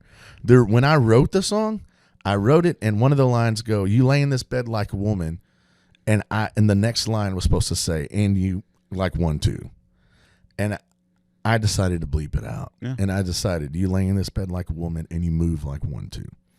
And just because I go, I don't want my kids thinking that I did this. That's your prerogative as an artist. And right. And everybody has a right to do it. And that's just my one thing as for me. Other than that, dude, I don't care. Yeah. Like, I don't care. We've shared stories on stuff that I've done, and I'm a firm believer in if somebody deserves something, and just because this is who I was and I am as a person, this is where Bubba comes into as a person. And I've always told everybody I'm the same person on stage as I am off. Like, yeah, for sure. If I have an issue with you, we can talk about it. If you want to fight me, we'll fight. And I'm going to shake your hand after, whether you knock me out, which that has never happened in my life, or whether you knock me out or whatever. Like, right. Dude, I played a venue and a guy shorted me $800. I called him out about it. He left, and I told him, dude, if you don't show up, I'm leaving with some of these TVs on the wall. And he didn't believe me. So we left with TVs on the wall, and unfortunately my guitar player had to take a crap. So we left him some upper decks in his bathroom. Too, because hey, dude, you know what? You shorted me, and that's I heard about that. Yeah, I know. Dude, I have a reputation that stuff that happened when I used to drink, and it was just a lot of crazy stories. I shoved a telly through a flat screen TV because the bar owner wouldn't pay me, right in front of him. Like I took 2 TVs off the wall. It's like, hey, these are going home with me. No, I was like, what? I was like, what? You're not gonna pay me? And this was like 2006, 2007, like right when I first got started. And we played a show, and I think it was only like $600 or some shit like that, man. But they wouldn't pay us, and I was like, "What?" I didn't make a big deal about it. I just grabbed my guitar by the neck, and there was a TV right there, and I just fucking shoved the guitar. I just fucking bam, dude.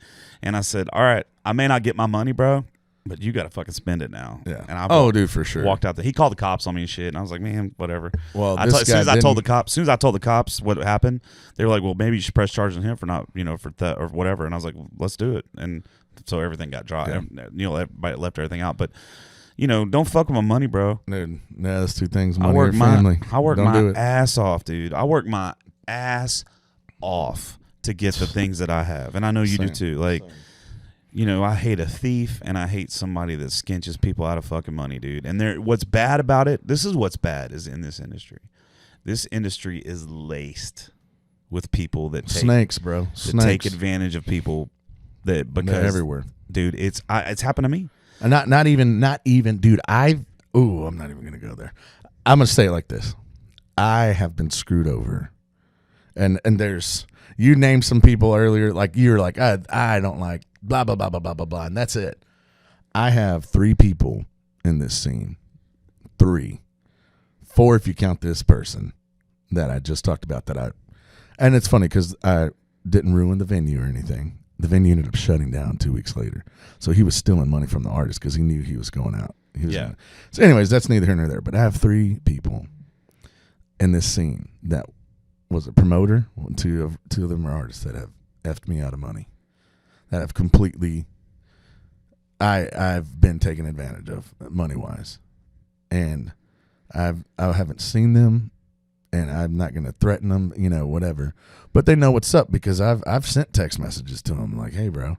I've sent Square invoices to their emails, to their houses, dude. And it's just like, yeah, I get it. And I know you're out there still doing music. I know you're out there still doing your thing. I'm not going to show up to your show because I'm obviously a better person than you are, But, dude, it's just like, there's snakes everywhere, bro. It doesn't matter whether you're a venue owner, you're a promoter, you're an artist. They're everywhere. Well, sometimes we just can't. Sometimes you just can't because if you do, you're stupid. There's one in particular that at one point was helping me in like an artist development kind of deal, and they came to me and my investor at the time, and they were like, I can do this, I can do this, I can do this, I can do this, I can do this, and it was for this amount of money.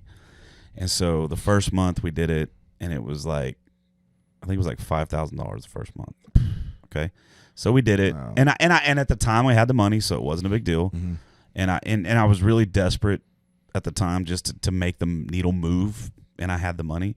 Then the next month it was like $4,500, but a little bit less stuff got done, and then I got invoiced for the third month whenever shit wasn't getting done, and so we paid it.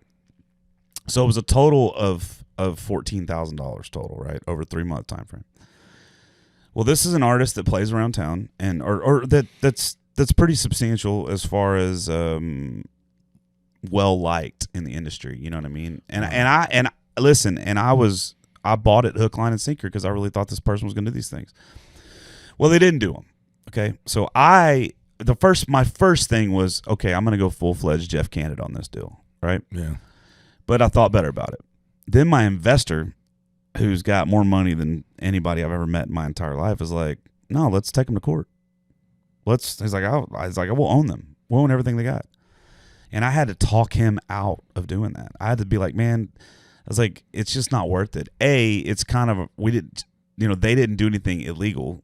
They just took advantage of a situation, and they saw some money, and they figured out a way to get their hands on it. And we were dumb enough to let them do that. So I can't really be mad at that person for their hustle, but you're not my friend. Yeah. You're not my fucking friend. No friend would ever fucking do that. And to this day, when I talk about the amount of money that it is, people just can't fucking believe it, because that $14,000, I could do a lot with that right now. Yeah. And so every now and then this person will comment on a Facebook page or post or something, and I just like, are they that delusional? Because I never really went after them. I never really say anything about them. I just kind of was like, all right. People that do things like that and that are the con artists believe that they're in the right. Right. It's literally a massive narcissistic trait that people have. I don't know what this person believes, but I can tell you this much. Let's just flip the script. Mm-hmm. And if, let's say that I came to you and I was like, hey, I can do this for you, I can do this for you, I can do this for you, okay? And you said, okay, let's do it. And you give me an amount of money for that. And at the end of that time frame, you weren't happy with what had happened. And even if I felt that I did everything in my power, but the results didn't happen, mm-hmm. I would give you an apology real quick, right?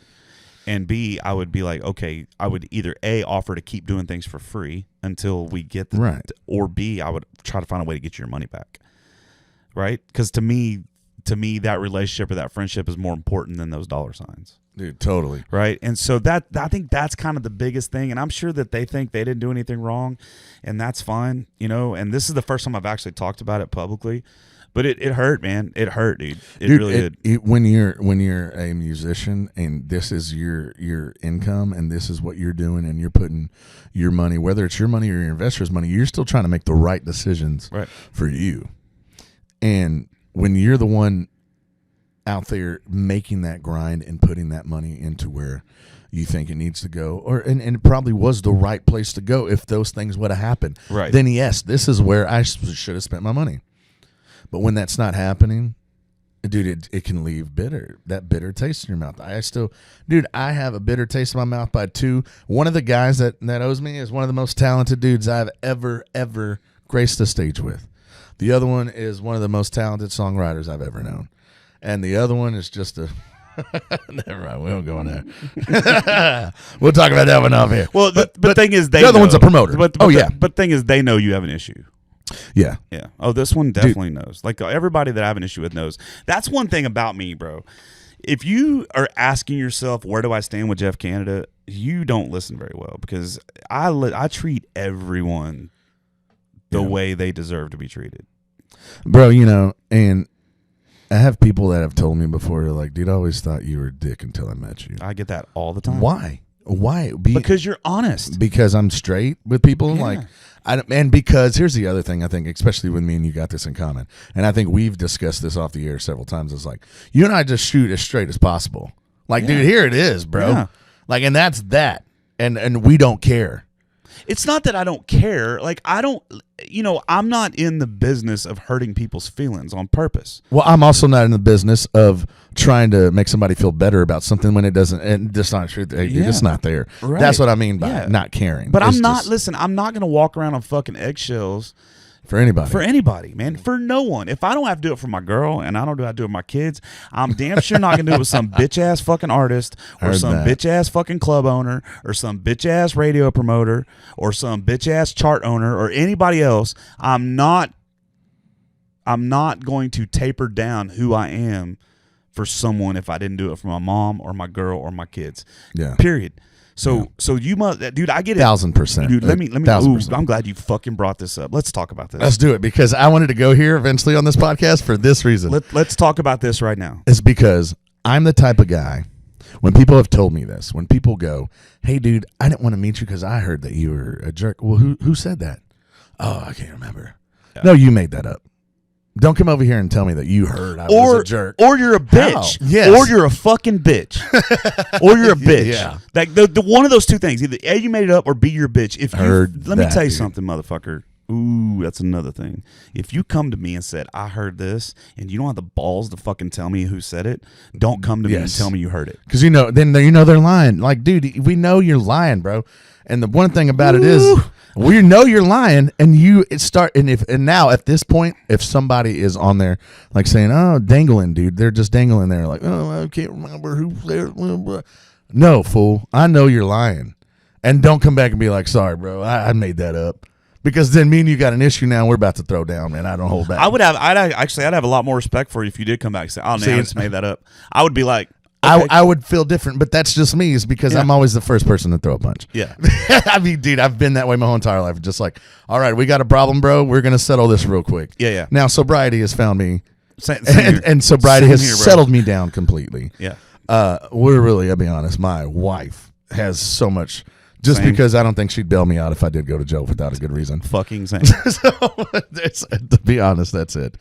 And, but dude, it's just like, I've seen that. I've been at huge shows where people have come up to me and be like, bro, I've always heard you were a jerk, or you suck live, or whatever. And I came and I'm totally mind blown. That's great, dude. Who told you? You know what? Who told you? Dude, I'm so glad we brought this up. Who told you? Because I want to know. I'm going to talk about a couple things here. Let's do it. One of those things is I have a certain number of musicians in this town that have problems with me. Okay? Not that I've ever done anything to them.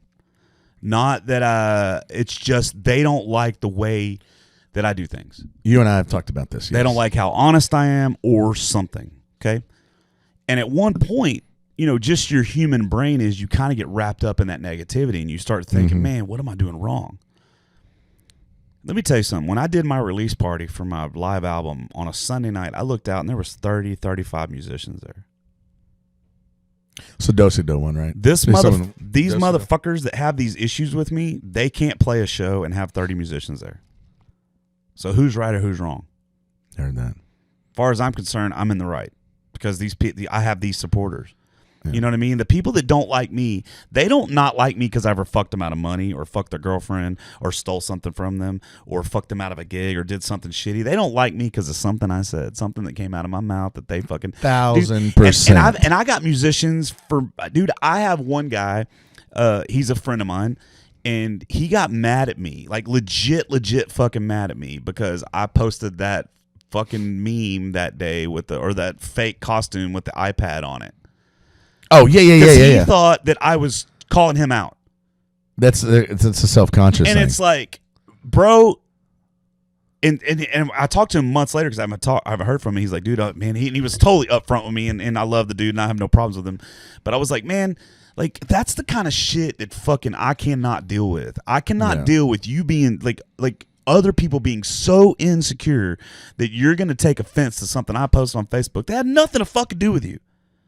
It's happened to me multiple times where people are like, "Well, I just took your Facebook post wrong." Okay, well, that's a you thing. Yeah, that is not a me thing, dude. Yes, and you got me, right? You got Jeff Canada, the guy that's literally doing artist spotlights on other artists, guys that are bringing people up in the middle of my fucking sets, guys that are going out to shows that I have nothing and helping out with sound or offering my musicians to go fill in with you guys while I'm like shit like that. Like, you're one of the guys that's doing the right things. I'm doing those kind of fucking things, but yet you got the balls to call me a piece of shit because I made a Facebook post. Like, fuck you, dude. Fuck you. or you got the balls to fucking get mad at me or tell people that the reason you can't get behind me is because I'm not a Christian, man, fuck you, dude. Not just fuck you, triple devil dick fuck you. like, bro, I'm sorry, man. It just, that kind of shit, I have no room in my life for. I'm not petty. I'm not going to get on your fucking level. As far as I'm concerned, you don't fucking exist and you're a piece of fucking shit. Like, man, it's just so, and the sensitivity level amongst musicians in general is so fucking insane. Dude, I don't know what it is. You're right. It's the sensitivity level. It's crazy. And it's almost like every musician, especially around, especially here I'm in going to say his Houston. name on this fucking podcast. No, you're not. No, you're not. Don't say it because then just never mind. Don't say it though because then we're both associated with this podcast right now. Don't say it. No, but the one I wanted to say about the sensitivity thing, dude. I don't know what it is, but especially these two scenes. And I don't mean to knock these scenes. Everybody, if you're an artist from these two scenes, I'm not talking about you. And if you think I'm talking about you, this is exactly what we're talking about. All right, Houston's at the top, bro. My God. And then Fort Worth. Fort Worth is just, dude, it's so just. Like, I'm not in the Fort Worth scene. I live in Brenham. I've always lived outside the 610 Beltway 8 Loop. I don't think I'm much of a Houston scene artist, even though I grew up down here and I played more shows in the Houston area than I have Fort Worth. But that's just because of the demographic of where I live and the demographic of the people that I play to for surrounded. So when I played this show years ago, that meant something. A lot of people were like, why is he here? He's not even from the Houston area, blah, blah, blah, blah, blah, talking all this mess about it. And I was just like, what? This is the scene that I'm part of, or I thought I was part of. Dude, I've never felt so unlike part of a scene, or like I've never felt so just such an outsider than I have when people found out that I did live in Houston. I feel that way now. I don't feel like I'm part of the Houston scene. I don't think that's the way I feel. But well, first of all, let's be real. We're going back to the sensitivity thing. There is no Houston scene. There's not one. It doesn't fucking exist. What you have in Houston is you have a bunch of musicians that play cover songs, which is fine. I did it for years. I'm not knocking you. And those guys don't want to. They don't want to fucking do what we do. Nobody wants to grind down here. No. And it blows my mind. Yeah. But they don't want to fucking grind, and some of them have daddy's money, and I'm not one of these artists. Dude, for listen, real. But I'm not one of these artists that knock daddy's money because there's not a single one of us that would fucking turn down our own daddy's money. No, right? for sure. So I'm not going to knock anybody as daddy's money. But when you act like a fucking cunt because you have daddy's money, that's when I have no respect for you. Yeah. And, another thing, too, that blows my mind, I just want to add to the daddy's money thing. If you're legit have zero talent and you still got number ones and stuff and you still are not putting people in seats. Yeah.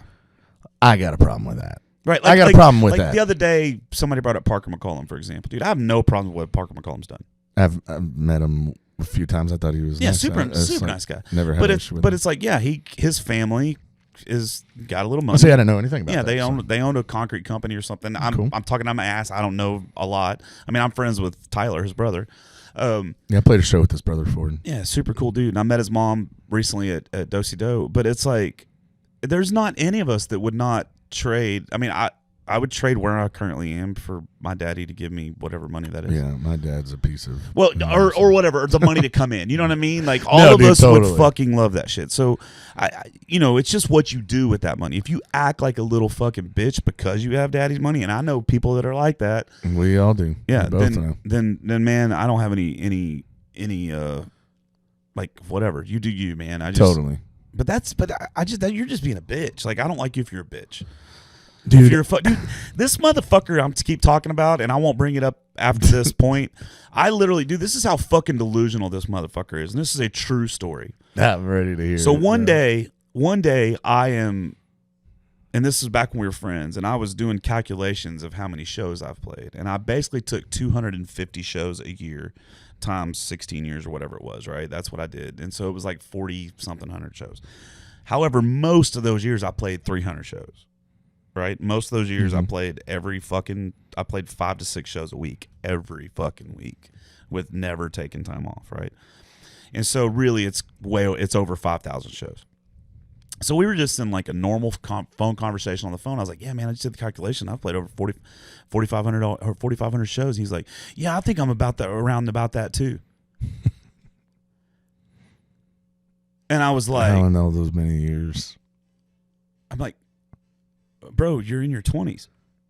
How does someone in their 20s already at like, how does that even fucking work? I'm 40. At that time, I was like 41 or something. You know what I mean? I've been doing it for... Yeah, you've been doing it for so long. There's no way it calculates that. Right. And so it's like that, but that's just, dude, and I think there's two major problems in the music business, right? Yeah. One of those is delusion. Yeah. Like lack of self-awareness and just completely delusional about what you have. You know, and the other part is just the sensitivity and it's very difficult because in business, let's throw the music business aside. Let's say we're talking oil field, or let's say we're talking medical, whatever. Let's say we're talking about a different business. Okay. Business is cutthroat, dude. Every business about who you know. It's about relationships. It's about, but the difference is you can set in a fucking in a board meeting. Right, like because I've negotiated $7-8 million contracts in the oil field back when I used to do that. Gotcha. You can set in those, and you can tell these vice presidents or these manufacturing, the shop foremans or whatever. You can just say it, and you're not gonna have this big fucking fallout, right? It's like, no, bro, you're not doing your job. Like the reason we're late is because it's stuck here, and you're not doing your job. Or, hey, Mr. Customer, man, you sent me these blueprints and y'all messed up some of the engineering. This needs to be fixed. Like you're basically telling them that what's going on. You're not going to have this big ball of fucking sensitivity flare up, right? There's somebody's just going to do their job. If not, they're going to lose their fucking fired. Job. Yeah. In this scene though, it's like you can't say anything to fucking anybody about anything. You just can't. You can't say, "Hey, Bubba, I think you wearing the clown makeup on the front of your fucking album release was a little fucked up," right? You can't say things like that because then I'm not even saying that. I was just using that as an example. Yeah, symbolism. I thought it was badass. Thank you. I'm just talking about in general. Like you can't do that. You can't go around and say something like, "Hey man, like maybe you shouldn't be preaching about Jesus the whole fucking time you're playing at a bar in front of a bunch of people that are drunk or trying to get laid." Not saying don't say it once or twice, but maybe if that's going to be your avenue, maybe you need to go be playing in praise in churches and playing praise music and trying, because nobody wants to hear it. And you say that, and that's really, and then all of a sudden, like, and they freak the fuck out, and then they go around, Jeff Kennedy's a fucking asshole. Jeff Kennedy's a fucking asshole because he told me whatever. And it's like, dude, I'm just trying to fucking help out, man. I'm trying to help you. Like that's it. If you and anything that I can say is my opinion, and you can take it in, and you can let it swallow around. You can tell me to shut the fuck up. Like if I was to give you some advice you thought was bullshit, you'd be like, dude, shut the fuck up. I'm not doing that. And that would be I'm not going to get mad about it. I'm not getting upset about it. But you're not going to get upset about me coming to you and saying it either. You're just going to be like, shut the fuck up. I don't want to hear about that. Dude, and like, let's be honest. Like, I'm sure you and I have had conversations on things that we don't. I'm sure we said something on this podcast that we both look at each other and been like, hey, okay, but here's what I think. Right. And that's fine. Yes. Because we're two grown adult men that are businessmen that understand, hey, dude, we're here doing something together. Yeah. And you can benefit from what I have, and I can benefit from what Jeff has. And we want to use that to both of our benefits. Yes. Now, that's where business-like minded men come in to the scene. And it could be a woman, too. I'm not... also secure people. Correct. Secure. Yes, I think I'm very secure with what I have and what I do, and you're very secure with what you do, and that's great. You could not be as outspoken as both of us are unless you're secure. And it's not cocky. It's not cocky. It's just I'm secure. We're cocky to somebody. Somebody out there watching this going, there's a too cocky move. That's fine. And it is what it is. It is what it is if that's what you think. Anybody can call me anything. You can say, dude, I'm just curious to what people think about the stuff we comment on each other's pages sometimes. Like if they don't really know us and they read this, they're just like, these dudes are homosexual. Yeah. No, or just, thinking of that nature. But it's just about us being secure, and we understand each other, and we can joke. When we need to talk business, we pick up the phone. Yeah. We don't, hey, dude, I didn't like what you posted. That we're not like that. And that's kind of my thing, dude. That's kind of my issue, right? Is like, I'm the kind of guy that when I'm around, you're going to know how I feel about you. Yeah. You're just going to fucking know, man. I'm just telling you. Like, if I walk up to you and I don't shake your hand and I don't say a word to you, I don't fucking like you. And if I come up and say, "What's up, fucker? Man, you've gained weight," or some shit like that, yeah, you're probably going to know that I fucking love you, right? Because this is just ball-busting brotherhood shit. Yeah. And that's the way I was raised. It's where I come from, man. And not only that, like, I came from an environment where no one ever told the fucking truth, and you always had to wonder you had all these insecurities, and because if somebody's not honest with you, then you start making up in your head the way they feel about you, right? And it's like, I don't want it to be like that, man. Shouldn't ever be like that. Right. I want it to be fucking rad, dude. Like, I want us all to be on the same page and just have fun, man. If I got to walk on fucking eggshells around you, I don't want you around me anyway, bro. Totally. No, yeah, we've said that, and that's what I agreed to 1,000%. If I feel uncomfortable around you, it's because I really don't like you. And it's because I don't feel like I can be who I am as a person around you. And that's just an environment that I take myself out of as an art. Like, dude, if you ever see me at a show and I on stage and I get done and I'm not hanging at the merch booth until it's over, it's because I don't feel comfortable around somebody or something in that area. And it's best for me to take myself out of that environment than for me to force myself to be in that kind of environment. And the reason being is because I know who Bub is in here. Yeah. And I know who Bub is in here.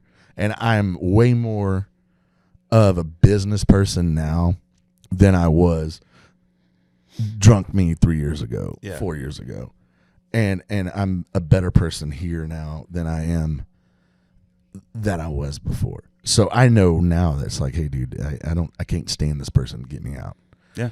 Get me out. I'll see y'all later. Sorry. And I will walk to every table before I leave that room that I don't know and people that I don't feel uncomfortable around.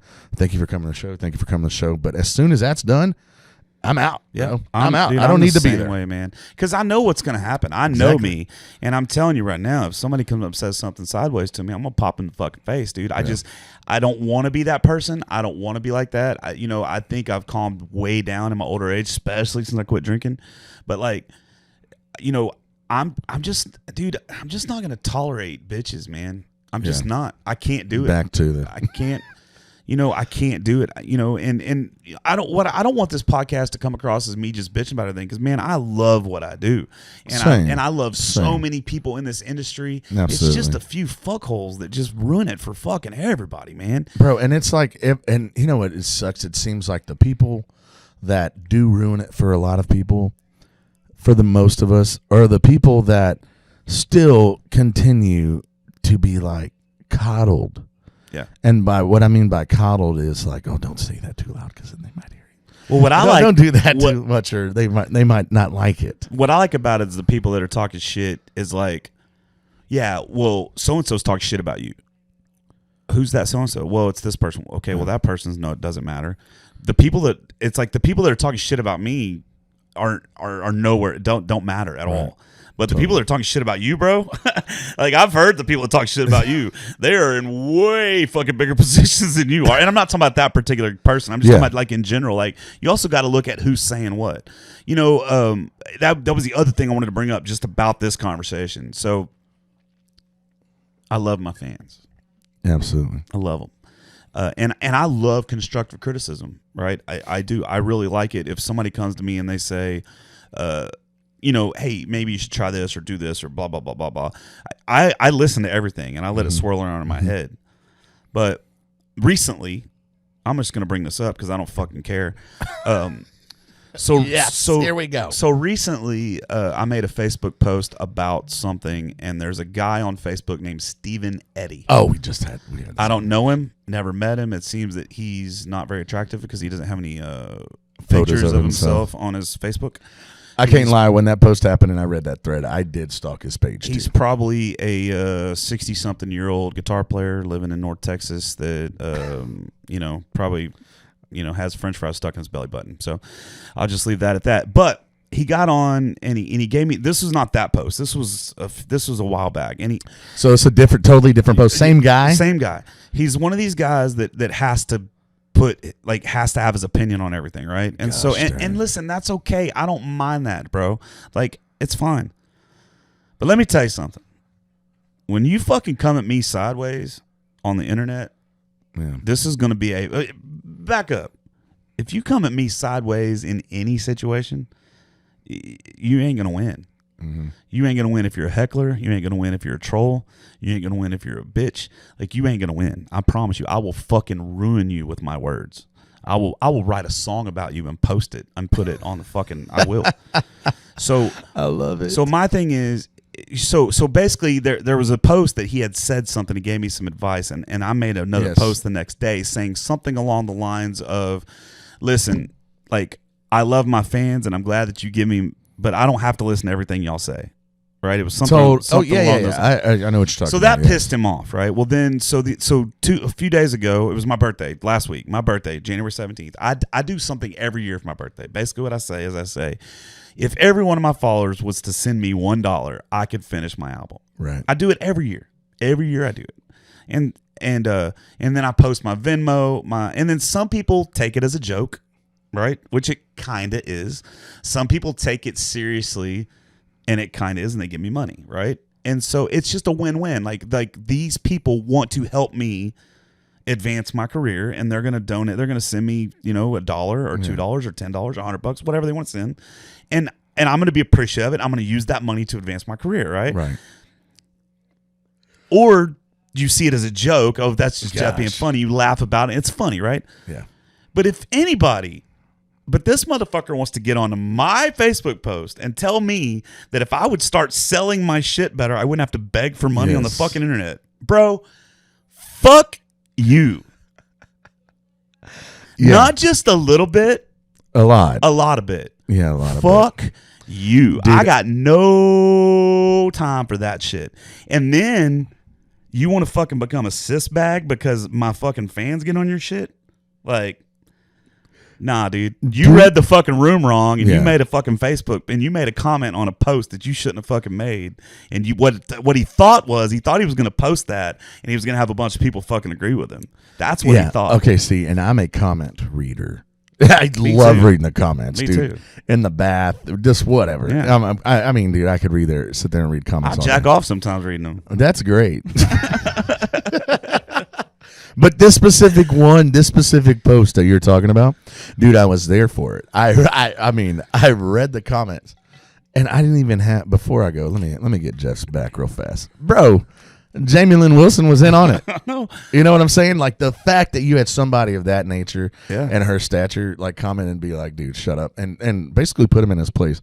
That was amazing. That made me go, Jeff Kennedy got some cool fans, man. Yeah, man. I want some of Jeff Canada fans on my side. It was cool, man. But it was one of those things where it's like, listen, I'm freedom of speech, guy. You want to go on and you want to make that post? Make that post. Make that post. And actually, you know what was funny is you can read my comment on that post. I defended him multiple times on that post. It wasn't until he come back at me again and said something later. He made two more comments that were really fucking shitty, man. And it's one of those things where it didn't matter, and that's cool that you defended him from everybody jumping on him. Yeah. But he deserved every bit of that. No, he definitely did, man. Read the room, dude. Read the fucking room. Here's the deal. Us artists, we gain money from multiple different ways. Some of us do Kickstarters. I did one back in 2020 or in 2019. Some of us do Kickstarters. Some of us do shows, and we announce it. Hey, this is going to be a fundraiser for an album fundraiser. Been there. And people come in, they give money. Some of us, we auction off guitars. I got a question for you. Is me taking a signed guitar that I sign and auction off, is that begging for someone's money? Like, why is it that why is it me saying it's my birthday? Why is that begging? That's not begging. That's giving an opportunity for my fans to donate to my art. That's what or whatever. Like, you know what I mean? And so I want constructive criticism, but read the fucking room. Read the fucking room. You know what I mean? Read the room. If you post a fucking post on Valentine's Day Excuse me. that's talking about your old lady, I'm not going to get on your Facebook post and be like, man, you're a fucking pussy for talking about your old lady. Yeah, no. And then not expect to get fucking railroaded by the people. You know what I mean? Like, totally. Like, it's so weird, man. The internet's fucking weird. People are weird. Fans are weird. I've had so many crazy fucking things happen from fans, man, where you're like, yeah. And it's only going to get worse. Like, the more I grow, the bigger. I tell Candace that all the time. Like, it's just, you're just going to have to. Dude, funny story. Funny. This is great. This is one of my favorite crazy By the way, stories. Stephen Eddy, real quick, if you're watching this podcast, fuck you. Yeah, Stephen, what he said. And that's petty. That's petty Jeff coming out. That's Petty Jeff. Thank you. I want to start a side project called Petty Jeff. Petty Jeff and nothing but Tom Petty songs. Oh no, nothing. No, you should totally play Tom Petty songs. Nothing but whiny bitch ass stuff. Like make fun of bitch ass whiny shit. Okay, I got you. So like Sinead O'Connor. Yeah. Too soon. Oh man. I'll cut that out. Oh, thank God. Oh man, I almost busted out laughing too. But okay, you need to just like bleep it out, bleep the whole part out, and then make that one of the reels promoting this. I'll bleep that out. Anyways, no. No, dude. Fuck, I'm so lost right now about what I was saying. God, you lost me. Boom. Yeah, that was so great. I you know what, dude? I love being Jeff Canada. You look like you enjoy being Jeff. I enjoy being Bubba Wesley. Good, man. I'm glad you do. I enjoy watching you be Bubba Wesley. Dude, and it's hard to say that. Well, it's not hard for me to say that because I really thoroughly believe and enjoy who I am, and I Me too. 1,000% enjoy what you do, and the fact that you and I can communicate and do things on a different level that a lot of other musicians don't see, and that's, dude, it's God. I wish that our ideas that we could just beat in the heads of other musicians and take over the scene. But you can't, because it's exactly like you said. They're so petty. Some musicians is just are very narcissistic, bro. They gotta have things their way. And think about it, man. If we all got together, like you and I have talked about 1,000 times, with other musicians, you know how great we could make this scene. Yeah. How great and not even if this scene, nobody wants to jump on the bandwagon, that's fine. Guess what? We're gonna keep this bus rolling. We'll keep this bus rolling, bro. Yeah. We'll keep us rolling. And that's fine, because my dream is to be a 6-year-old writing songs. 7-year-old, if I even can make it that long, writing songs. That's all I want to be, man. I don't even have that. What I want to be is as real as I can fucking be right now. Well, that's great too. But as far as like my future goal, my future goal is just to fucking be happy till I die. And I would be happy writing songs. Like, you know what I mean? That's it. I don't, if that's what it is, it's what it is. Like, I say this a lot. Like, I could die next week, and I would be perfectly okay with that. I mean, I don't want to, obviously, because I think I got a lot to do still, and I don't want to leave my lady or my kids or anything. Sure. But it's like, man, I've accomplished so many things in my life that most people could only dream of, and I've done so many things that are so badass, dude. I've seen so much. And I'm just super thankful for that, and I hope it continues, and I'm going to keep doing what I'm doing. But if somebody was to come down to me, let's say somebody saw this podcast, right? Yeah. And there was something I said retarded or fag or something on here. And somebody saw that and they're like, oh, that's it. He's fucking canceled, or whatever the case you want to be, or whatever. Or let's just say that I just didn't exist after today. All right. But I guess what? Until that time happens, you're getting all of Jeff Canada. Yeah. You're getting all of me. Hey, dude, you know what? And that's what you need to be. And that's who you need to be. If that's who Jeff Canada wants to be, that's who Jeff Canada needs to be. I'm just me. Yeah. Listen, dude, I'm not out there trying to be something I'm not, man. Yeah. I'm not getting on a stage and preaching shit that I don't believe. Same. And I'm not, I'm just me, man. I'm me all the time. And you can ask, you've hung around me enough now to know this. You can ask Candace. You can ask my ex. You can ask my kids. You can ask my family. You can ask anybody that's hung around me. I'm the same motherfucker all the time in every single situation. I'm just like this all the time. It's what you get. Yeah. You know, but I do know that I have a big giving heart, and I try to do as much as I can to build my peers up around me. Yeah, you do. And I know for a fact, and the reason I do that is not a selfish thing because I want something to happen for me. It's because it's something that truly makes me happy. It really makes me smile to see another one of my peers succeed. Yeah, it really does. I mean, dude, nothing would like. I'm not one of these guys that would get jealous because somebody hot, like let's say Peyton Howie, for example, right? Like, I am so over the fucking moon about that girl's success, dude.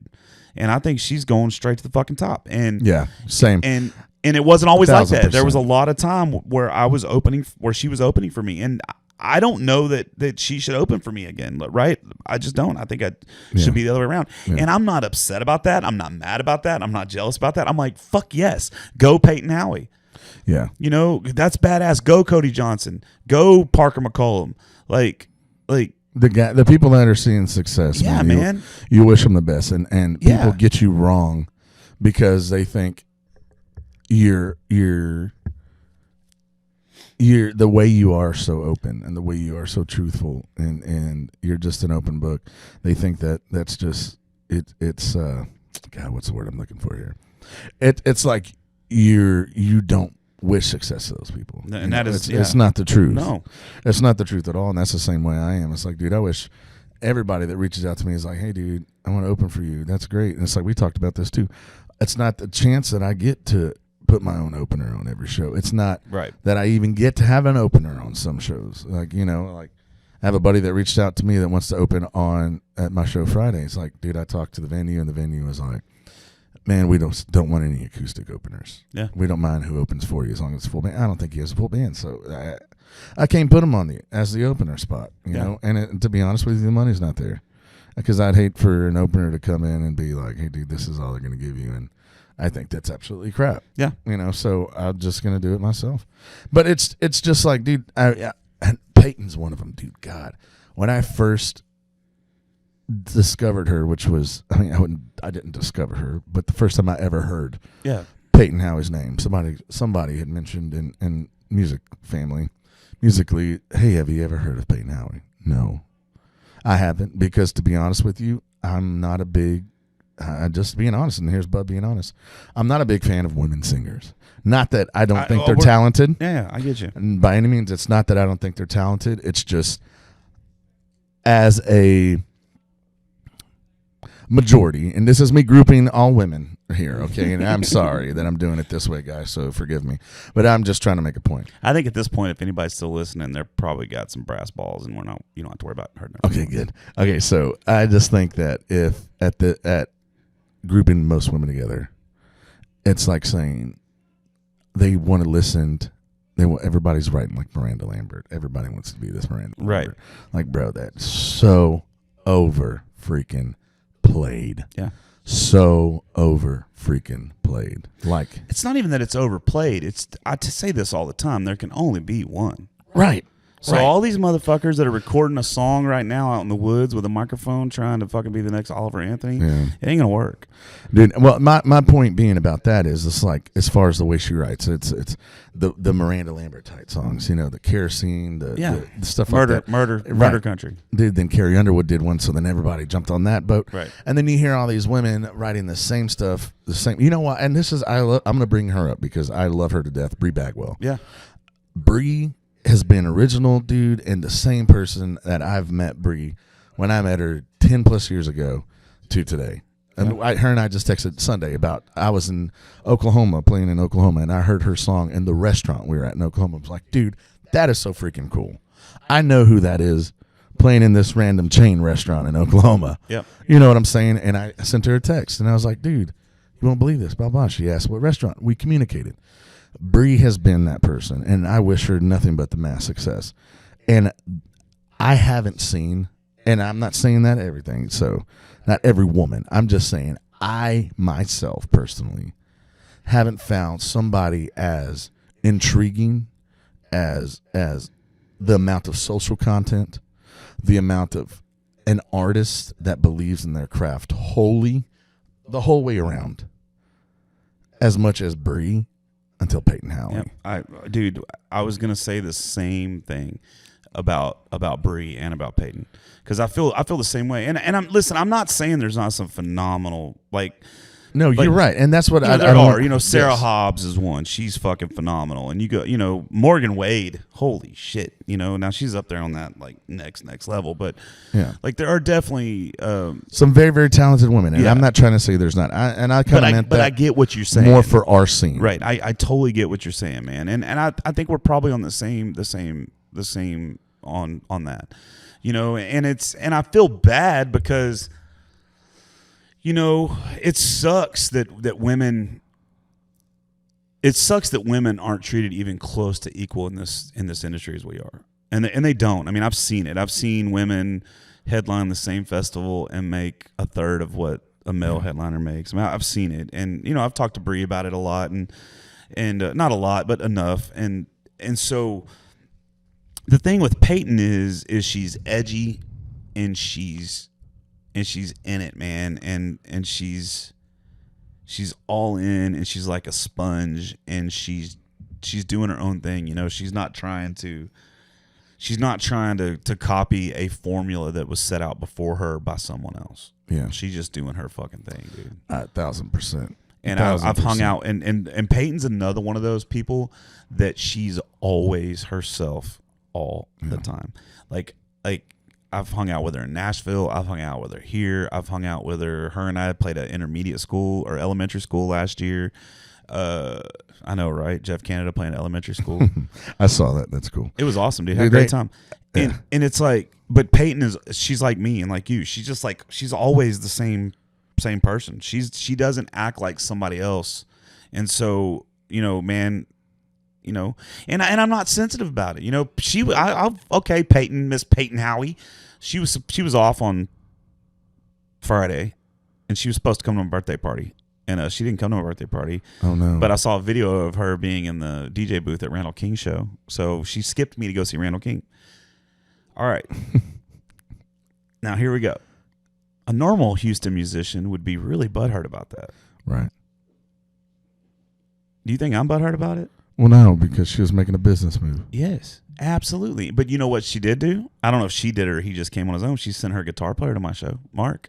And so it was but that's beside the point. It's like, how do you take that? Am I going to take that as a slap on the face, or am I going to take that as a fellow artist, someone that I love and really respect?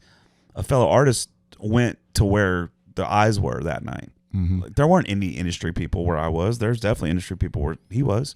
And there's 1,100 people where he was. There was only maybe 400 where I was. You know what I mean? Yeah. And so, so in Houston, like you said earlier, there's a bunch of sensitive little fucking bitches here, and a lot of guys get mad about that, and I just don't, because I support Peyton 100%, man.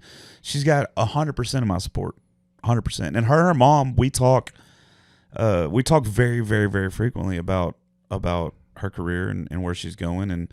Her mom helps me out on some stuff, and I help them out on some stuff, and same thing with Peyton Riley's parents. We text back and forth a lot. Same thing with Trent Cowie. She seems like Peyton Riley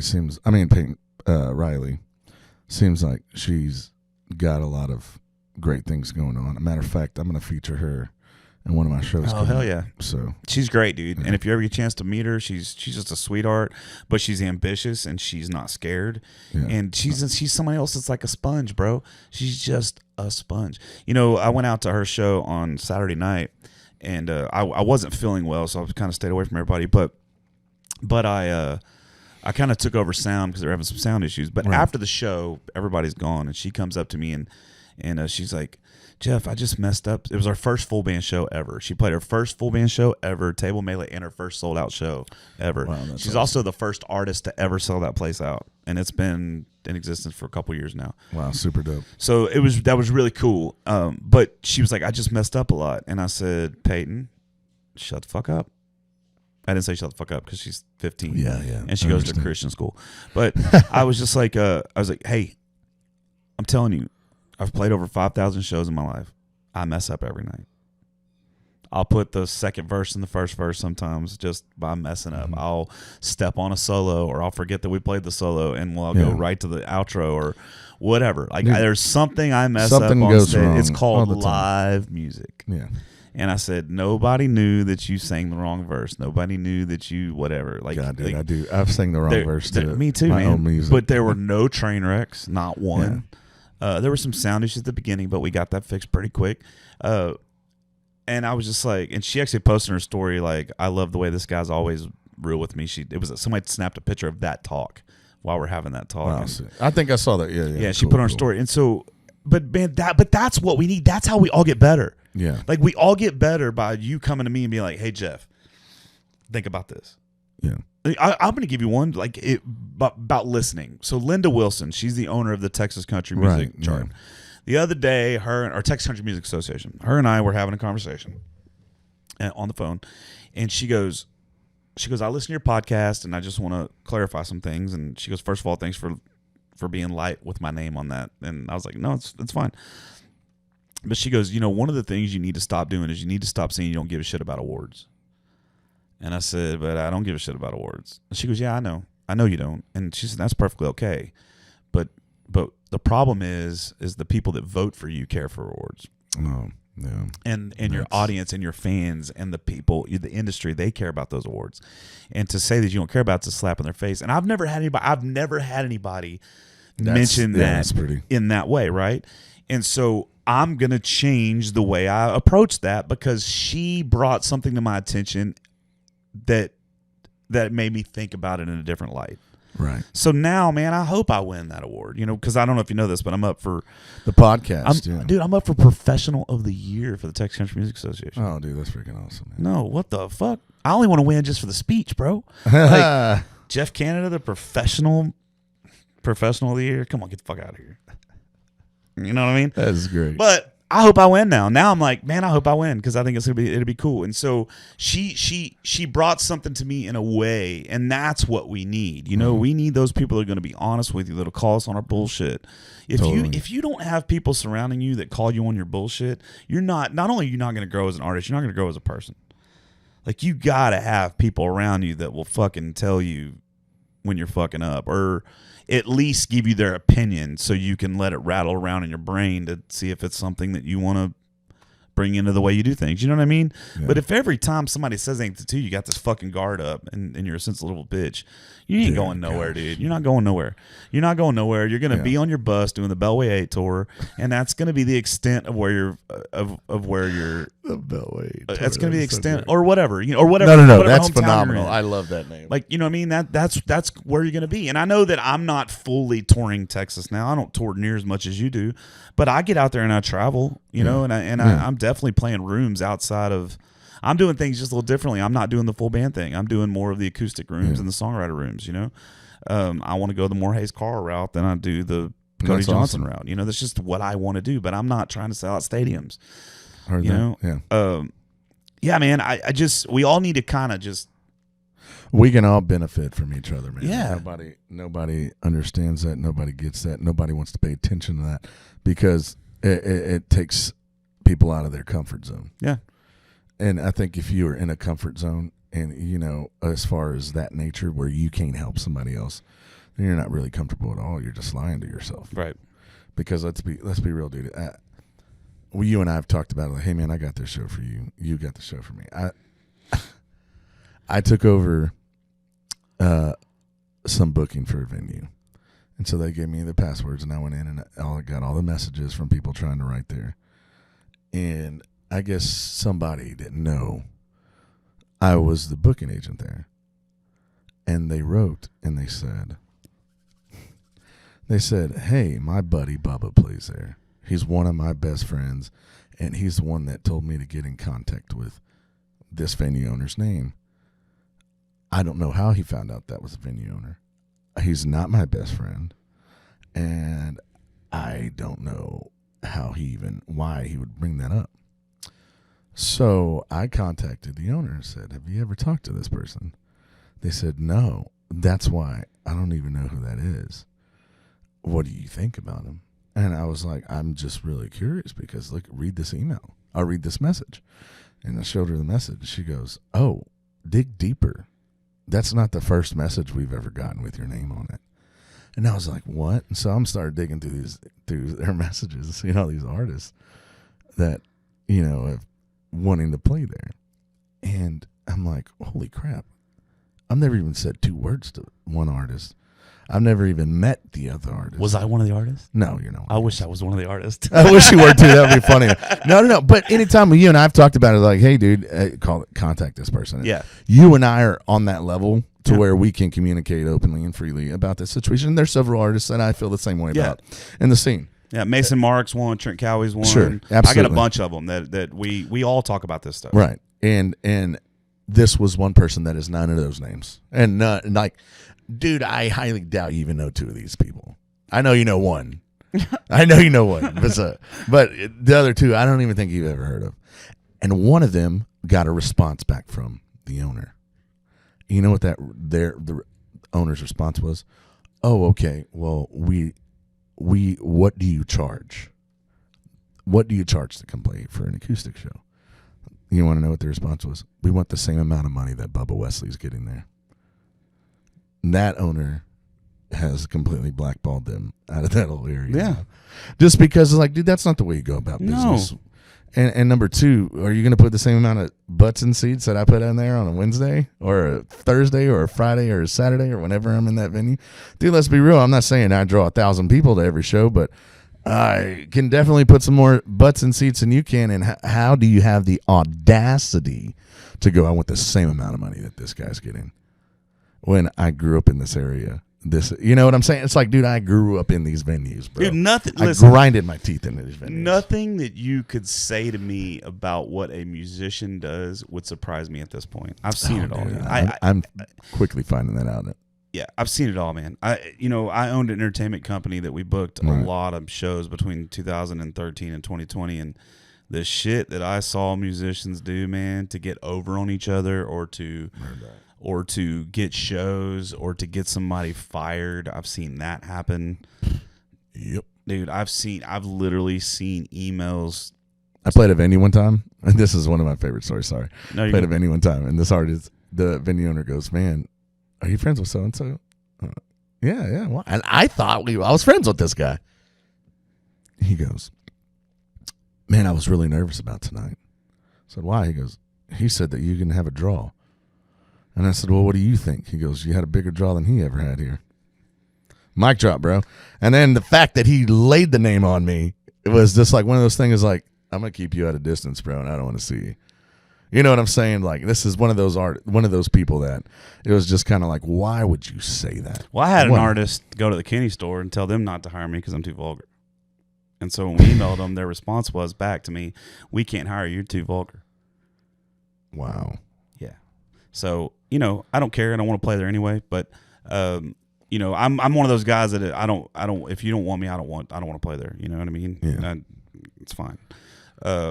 It really kind of agitated me just because the week before that I'd won an award for going into group homes in Montgomery County and playing songs for kids that are in CPS. And then I also played that elementary school like right around that same time, and I was just like, y'all are fucking stupid, but whatever. If that's what you want to do. That's what you want to do. That's so crazy. That's cool. Man. And that's all because a certain someone was there running their fucking mouth, and that's fine, dude. That's fine. I do the same thing now, but not. Here's the deal. I tell every venue I play, hey, if you need to know about a Houston artist, just shoot me a text, and I'll let you know my opinions on them, and it's my opinion only. And I will, and like even guys that I don't like what's his nuts, the one I don't fucking like.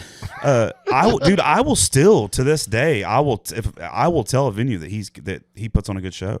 Like he's good, he's good. Like I won't knock him. I'm not, Sure. There's a few other ones, there's a few other ones that I don't like, but even when I owned my entertainment company, there was one guitar player. His name was Tim Del Toro. Out of Houston. I didn't like him, dude. I haven't talked to him in years, so I don't really know, but I just did not like him. I still booked their band through my company because they put on a good show. I don't have to like you to work with you. Yeah, I hear you. You know what I mean? I don't have to like you to recommend you for a show. But man, if you're not good, yeah, you're then, just then, not. then that needs yeah. to be told to the venues because those people are hurting us, man. They're hurting us because venues are shutting down because there's just not enough good acts to put good acts on stages every night. Mm-hmm. You know what I mean? I'm not saying there's not a lot of good acts there are, but it's, it's tough, right? And if nothing's wrong, then why are venues shutting down? Bro, okay, this is great. I'm gonna kind of tie this up, and I gotta get rolling here pretty quick. Sure. But I saw today a venue posted, "Hey, looking for new musicians to play here." I'm one of those people, and I will be honest with everybody out there. This is how independent I am. I still will comment, regardless of that venue. And this is what happens 90% of the time. That venue that I dropped that link in, they'll reach back out to me and be like, "Hey, man, how much do you charge? Right. We'd love to Same get you in here. here." Yeah. Okay, great. And then the numbers don't match up. Yeah. The venue wrote me. We talked about it. Obviously, the numbers didn't match up. This happened today, bro. Today. And it didn't match up. I had an artist that recently played there write me and go, "Do you know why they're looking for talent?" And I was like, "No, I don't even know." I didn't even know who this guy was. But he reached out. I've never even heard of the guy. But he reached out to me and said, "Man, I played there. I still play there. The patrons of the place are really nice. The owners are hard to deal with because they don't pay people and nobody cares. They don't care about the venue, and they just don't pay enough. And they're wondering why they're struggling. Is because they keep hiring the same lesser talented acts." Right. And I'm saying that a lot lighter than this person wrote me and said. I get And what you're saying. I responded as like, "Oh, dude, thanks for the heads up. I don't know anything about the venue. I just saw, and I literally, anytime I see somebody looking for music, I drop my link." That was as far as it went, and he was like, "Yeah, dude, I just wanted to give you a heads up because I know how talented you are, and I know that this isn't a play. You would probably, if they agreed, you would probably show up and be like, 'Why am I playing here?'" Yeah. Thank you for the heads up. I appreciate that. But that's crazy that like somebody could reach out to you and just let you know you do not want to play there. But dude, but then you're talking about who's in the wrong here. Is it the venue's fault for hiring the artists, or is it the artists that think they're worth something? Yeah, I don't know. What I do know is that it's very rare for me to take someone's word for somebody. It's very rare. Like if you were to call me up and be, well, not you, but like even you. If you were to call me and be like, "Man, I tell you what, dude, so and so really fucked me out of this or fucked me out of that or whatever," I would probably still play a show with that person until they fucked me. Same thing with the venue, because you just don't ever know what the situation fully was. You don't ever know with the venue. Bro, there's two sides to every story. Right. And the truth's somewhere in the fucking middle. Yes. Yeah. Oh, man. So there's something going on right now in the scene that I got stuck in the middle and didn't even know I was going to be stuck in the middle on something. And I told both of the guys, the people that this regards to, that I am both friends. And I've not friends, I'm acquaintances with both of them. One of them I'm a lot more friends with than the other. And that's just the truth. I think I know what this is Yes, you know what it's about. I know we've had this conversation. I got in the middle of it too, but I did not shy away from it. I just jumped in the middle. Right, I know you did because that's Jeff's Canada, and this is me. It's because it's a topic that's near and dear to my heart. Right, and it involves something that we all earlier discussed in here. Right. I told both of them, I've seen success working with both of them. I'm not going to stray away from that. And if one of them has an issue with me working with the other one, that's on them. That's on them. Yeah. And if they have a problem, then I just won't work with them. I won't work with them specifically because it's not right. I haven't had an issue with either of them. I don't think that me and my success that I've had through both of them I shouldn't pick sides. I don't have to pick sides. Yeah. The only reason I did is because I did have an issue with one of them. Yeah. And so I know. that's And really, we've discussed and that that's the before. only reason why. And that's like what I'm saying. Like you and I, we're buds and we're great and we still have friendship. And that's just something that we're just like, well, you know what? But I'm also not going to people saying don't use that guy. I'm not, because our situation was our situation, man. Same thing with the other person with the 14 grand. Like, I'm not going around saying don't work with this person, because our situation was my situation, man. And this business, this business is a very, very difficult business. I heard that. Right? It's hard on so many fucking levels, and it doesn't need to be more hard because we're stomping on each other's dicks for no reason. You know what I mean? And so I'm just, I'm not I may be petty on the level of I'm going to talk shit any chance I get to, but I'm never on the petty level where I'm going to do something that's going to derail their career or do something that would hurt them financially, because it's at the end of the day, I don't really care enough about it. It's not really that, unless you really like, you know what I mean? Like if you're dating my cousin and you beat her up, trust me, we're going to go down the fucking, you know what I mean? Oh man, it's like I told you my things is family and business. Yeah. If you mess with one of those, we got a problem. Yeah. Or if I find out you're a thief. If I find out you're a thief, dude, I have, let me tell you something, man. I have no sympathy for somebody who's a thief. Yeah, see, they did to Chuck. Man, Chuck Briziano got his guitar stolen. I saw that. Van. God, dude. And then his van has issues. Like, that dude's such a kind dude. I've always had nice convos with him. And he always is like one of those people like us, man, want to help them out when they need help. And I just, it's like, I saw that and it just. Yeah, he stayed here last time he was in town. I love that cat, dude. Yeah, he's a good dude. Yeah, I mean, I like everybody, dude. I know it's there's until I don't. There's just some people. It's like there's some why, people, and bro? not only that, and those people that I have this, I was warned about. Yeah, before. But I tried. You tried, yeah, and they still burned you. Yeah, and there's a few of them, and it just is what it is. But at the end of the day, man, this is what I do know. I know that my friendships amongst most of my peers are solid. Absolutely. And I know that I'm getting followed by more and more people that I consider, not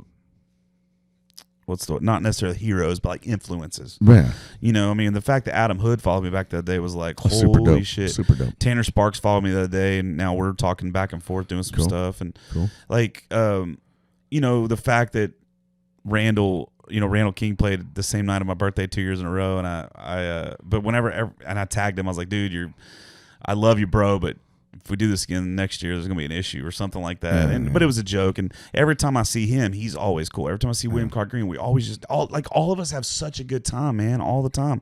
Why is it? And I guess that's my main thing is, why is it that you're the same motherfucker all the time? Yeah. I'm the same motherfucker all the time. Yeah. Why is it that some people, or the majority of people, like you, and they want to hang out with you, and they want to do things with you, but then some people don't. Few. Just because, dude, So jealousy and envy is a disease, bro. I guess so, man. Jealousy and envy, being envious of somebody, and jealousy are two diseases that are just, and people are just. And I guess wired that way, bro. And I guess I'm so fucking happy in my life. I'm not jealous of anybody. I mean, think about it, dude. Same. I get to play songs I wrote in front of people every fucking night. And I have a girl that is fucking smoking hot and a super sweetheart and loves me and supports me. And I got 2 kids that are functional and not dipshits. And I mean, they're dipshits, they're kids, but you know what I mean? Like I have everything in the world going for me. I don't have any room or time to A, worry about what anybody else is doing, but B, be jealous of anybody. Yeah. You know what I mean? No, I hear you. Are there some things I want? Are there some things I wish I had? Oh, yeah, absolutely. But just because you got them don't mean I'm going to get them. Yeah. Like, I got to work my ass off to get them. But then a lot of those people that are like that, they haven't had to work their ass off for anything. And that's why they are the way they are. Yeah. Like, I've had to scratch and claw. Dude, I've been told I'm not good enough my whole fucking life. And I know that's cliche, and I know a lot of the big artists say that. I'm not fucking kidding, man. I'm not joking, dude. I've been, my family didn't support me when I joined the band in junior high. They didn't support me. I got called names by my own fucking family. When I got into theater in high school, I never one time got cast in a male role. Not one single fucking time, even though 3 times I came in and bailed them out because the lead role fucking couldn't pass his goddamn report card. And I come out and kill it on show nights. Never, not one time got cast. Not I have one to time. see one of these plays one day. You know what I mean? Like, there was that. There was a certain guy back in the mid 2000s that ran a band in Houston, and I was running sound for him, and I told him I wanted to try out to be the lead singer. He told me I don't have what it takes to be. I'll never have what it takes to be a front man in this industry. So I've been running into those things my entire life, dude. Like, entire life, and it didn't derail me. And the reason it And didn't it shouldn't and it if didn't this is derail me is what you because I love to know, do. and I know I'm fucking good enough, man. Yeah, I know absolutely. I am. I know I'm good at what I do. I know there are very few people that can handle a crowd the way I can handle a crowd. I know that because I go out and watch people handle crowds. Heard. All the way to the top levels, man. There's very few people that can do what I do as seamless as I do it. You know, I'm not saying I'm the best singer on the planet. Look, you can sing circles around me. I'm not saying I'm the best guitar player on the planet. You can play guitar circles around me. I'm not saying I'm the best songwriter, you know, but what I am very, very, very confident of is that when I'm on that fucking stage, it's going to be a show. Yeah. And dude, that's what, like, we go back to what we talked about earlier about artists just standing there. Not doesn't seem like they love what they're doing. It's like, dude, you're in a position that very few people get to do in their life. Very few people are talented enough, even if you're talented enough. Very few people get to do things that a lot of other people don't get to do. And that's performing and having people show up to your show that want to see who you are and what you have to bring to the table. Don't take that for granted. Yeah. Don't take that for granted at all. And I don't. I don't love that. I know you don't. You know, those are the type of things that people don't see behind the scenes. And that's why, for me, I started that little page, you know, Beyond the Neons on Facebook is my private page to my fans that want to talk to me directly. You can talk to me on there and communicate. I got 420, and I know that's a great number to have.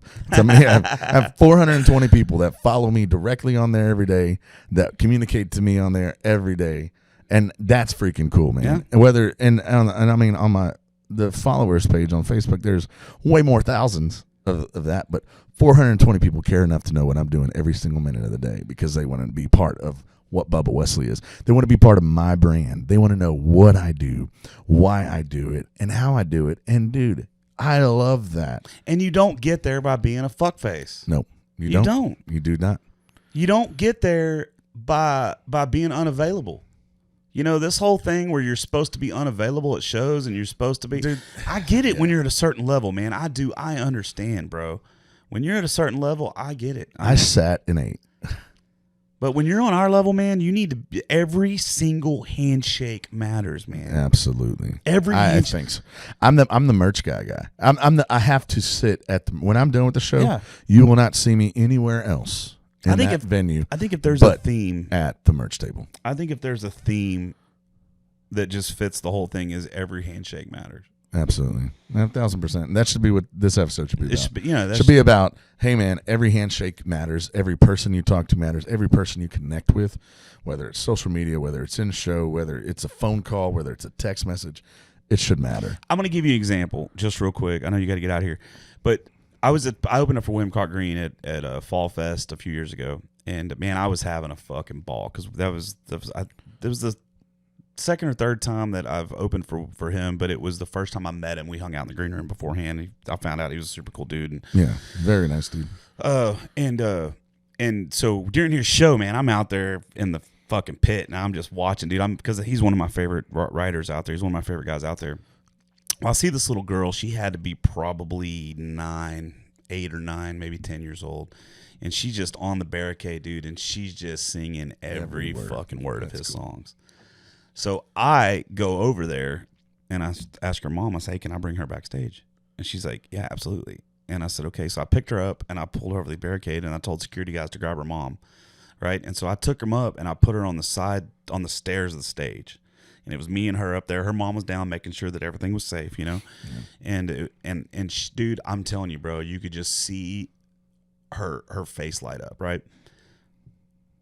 We get them off the stage. And since then, like, they became my fans because of that.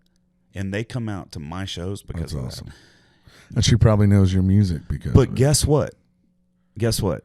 Had I been in the green room, or had I been on my bus, or I had been on my that's opportunities that you let slip out of your hands because you weren't there. Yeah. Right? And that's kind of my only real point about that. Now, if you're already there, I tell people all the time, if you're already where you want to be, then don't fucking listen to me. Like, don't. Like, if you're already where you want to be, then just keep doing what you want to do. Yeah. And if you're like me and Jeff, don't listen to us, period, because that's how we are.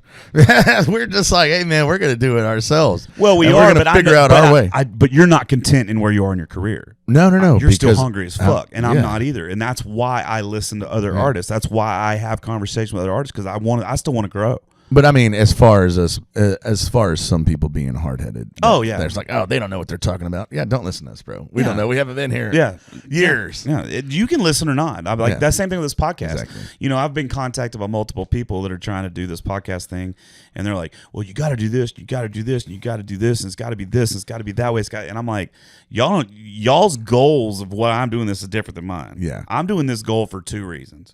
To talk to my fucking friends and put it out there. Heard. And to become a better conversationalist. That's why I'm doing this podcast. I don't give a flying fuck who listens or who doesn't listen. Yeah. Now, I love it because that's exactly what you've said since the beginning. Since the first time you and I talked about, I'm going to do a podcast. I'm thinking about doing a podcast. Yeah. And since you started it, you've been like, but I don't want to have any kind of script. I don't. And dude, that's great, bro. We're here unscripted. We're here just flowing. We're talking about it. And I know we've been talking for 2 hours probably. Dude, almost 3. Get out. That's why my wife is so mad. Yeah. Almost 3 hours. You got no, I don't have to judge. But she's pretty no, it's upset. fine, dude. But here's the thing: we could do this again. Like that's another thing that's cool about this podcast is I can have my friends on here again because it's just us having a conversation. It's not, it's not time sensitive. It's not pushing this or pushing that or doing this. I mean, you can obviously push something that you want to push. It's not a big deal, but it's just more for us to all. And then what hopefully happens is some of your fans listen to this podcast. Oh, absolutely. Be like, man, I like that Jeff Kennedy guy. Hopefully, some of my fans listen to this podcast. Say, man, I really like that Bubba Wesley guy. And that's the whole point. It's about cross-pollinating and about doing as many things as we can with each other. So I'm going to end the podcast with this, even though it's not my podcast. You can take control. In 2024, Mr. Canada, you and I have got to play a show together, bro. We have not us just acoustic. I'm talking about, bro. We promote, we put on a show, and we sell something out, bro. Because I know we can do it. Let's do it. I know we can do it. So, and we talked about this place that we just went and had dinner at tonight. No. Bro, that would be perfect. If we could figure out. I probably can't do that again until next January, but. No. I'm talking about let's say. But why can't you play my birthday show with me next year? You didn't tell me. I wasn't invited this year. I'm so butthurt. I was a little butthurt about it. I didn't get invited to your show this year, mister. You mean to play or to just hang both? Out? You're motherfucker. You're always invited. No, dude. I was playing in the Fort Worth, I think, is your birthday party. That was last week, Friday. See, that's the difference. I would have canceled my show to come to your show. Look, I wish I could drop. I've never been to one of your shows. That's a lie. We played a show together. I'm talking about I don't think I've ever come out and seen one of your full band shows. Well, you're missing it. Right? And you haven't mine either, so it's where the. That's not true. When did you see me play full band? Like about 2 years ago. That doesn't count. Oh, but it was before you and I were really good. Where was that at? Dude, I want to say it was at Madisonville. Maybe. It was Madisonville. Oh, that show. Before Gary Kyle. Is that the Mushroom Festival or whatever it was? Was it Mushroom Festival? Yeah, because I had played on a different stage. Yeah, I don't remember what it was. Anyways, it was one of the. You know what? No, dude. Hey, I know where I saw you. You got to stop fucking talking because your old lady's mad, and I don't ever want to be the reason your old lady's mad. She's fine. She's fine. She's a sweetheart. She's just. She's awesome. She's great. She wants her man home, dude. Well, and I didn't know we were gonna get to talking this long. I told her I'd be home by 9, and it's like 11. Oh, dude, yeah, man. So yeah, you can't do that. But next time you she's come not out that way. So everybody watching, my wife is really a sweetheart. She really doesn't mind that I'm out talking to Jeff. She knows where I'm at, and we don't have any insecurity issues of that nature. She's just a little, and you will find out later. We're not going to drop it on this episode, but she's just a little hormonal right now. That's where that is. Maybe they can't see the strippers right now from where the camera angles are. So. That's right. They're all in the closet. Oh, I thought they were on the couch, but whatever. Yeah, that too. Close your legs. One's a midget. No, man, dude. Here, right, for real, let's get out of here, man. I love you. I think you're fucking badass. I liked your EP you released recently. Thank you. Trippy's a cool tune. Thank you, brother. I wrote that one with my wife. I can't remember what my favorite one off there. I told you last time, but I can't remember what it was. Hear me. That's something I can't remember, man. But just keep putting out stuff. Let's write something together. Let's just keep doing this, man. Let's just keep climbing the ladder. And yeah, we'll talk it later off air. But I'm probably this June or July. I'm leaning a little bit more towards June. My lawyer, who's one of my best friends, has a river house in New Braunfels, and I want to do a little songwriter retreat out there. I want to do one in September in a bird hunt. I want to do a big dove hunt down in Brackenville. Dude, you think some musicians can handle a gun? Oh, those aren't the ones we're going to invite. Okay, good, because I'm thinking some of these people in the scene just don't know how to handle a gun. I love guns. I mean, I'm a gun lover. I'm pointing one at you right now. You're a liar. That gun shoots blanks, sir. No, I'm just kidding. No, dude, bro. But thanks for having me, man. Yeah, I really man. had a blast. We're gonna set something up. We're gonna set something up. Or I'm gonna play your birthday party next year. One of the two. Yeah, let's We're do gonna work it. Something out. What we need to do is we need to do a show out of the Houston market somewhere, Let me know. like Rhinestone or something, maybe Fort Worth. Or I can just get you to come up and open for me when I play out there next. I'll open for you anytime, Okay, bro. March 29th. I'm at White Elephant Saloon in Fort Worth. Okay, acoustic or full band? You have to open acoustic. Yeah. Okay, let me look at my calendar, dude. I'm in, dude. I'm telling you, you need something for me, bro. An opener, a song swap partner. You need to come wipe your ass for you, shave your back, dude. Whatever you need, man. I got my wife for the back. I'm a fucking real friend, dude. Like I'm not one of these. Same here, and you know that, bro. Yeah. I want you to know that because I know there's a lot of people who's like, man, you're my bro, blah blah blah. No, bro. Right, we're here, dude. We're here. You know who your friends are, man. I know. Like I can tell. I know who my friends are. Yeah. Same. It's really easy to spot the real ones. Dude. And you know when you know your friends are is when other people were like, I heard you and Jeff are close. Yeah. Yeah. What does that matter? You know, or like, yeah, what do you got to say about it? Because, dude, that's the scene, bro. That's the scene. All right, well, let's end this. Yeah. Let's go home. Don't Love be a you, butthole. dog.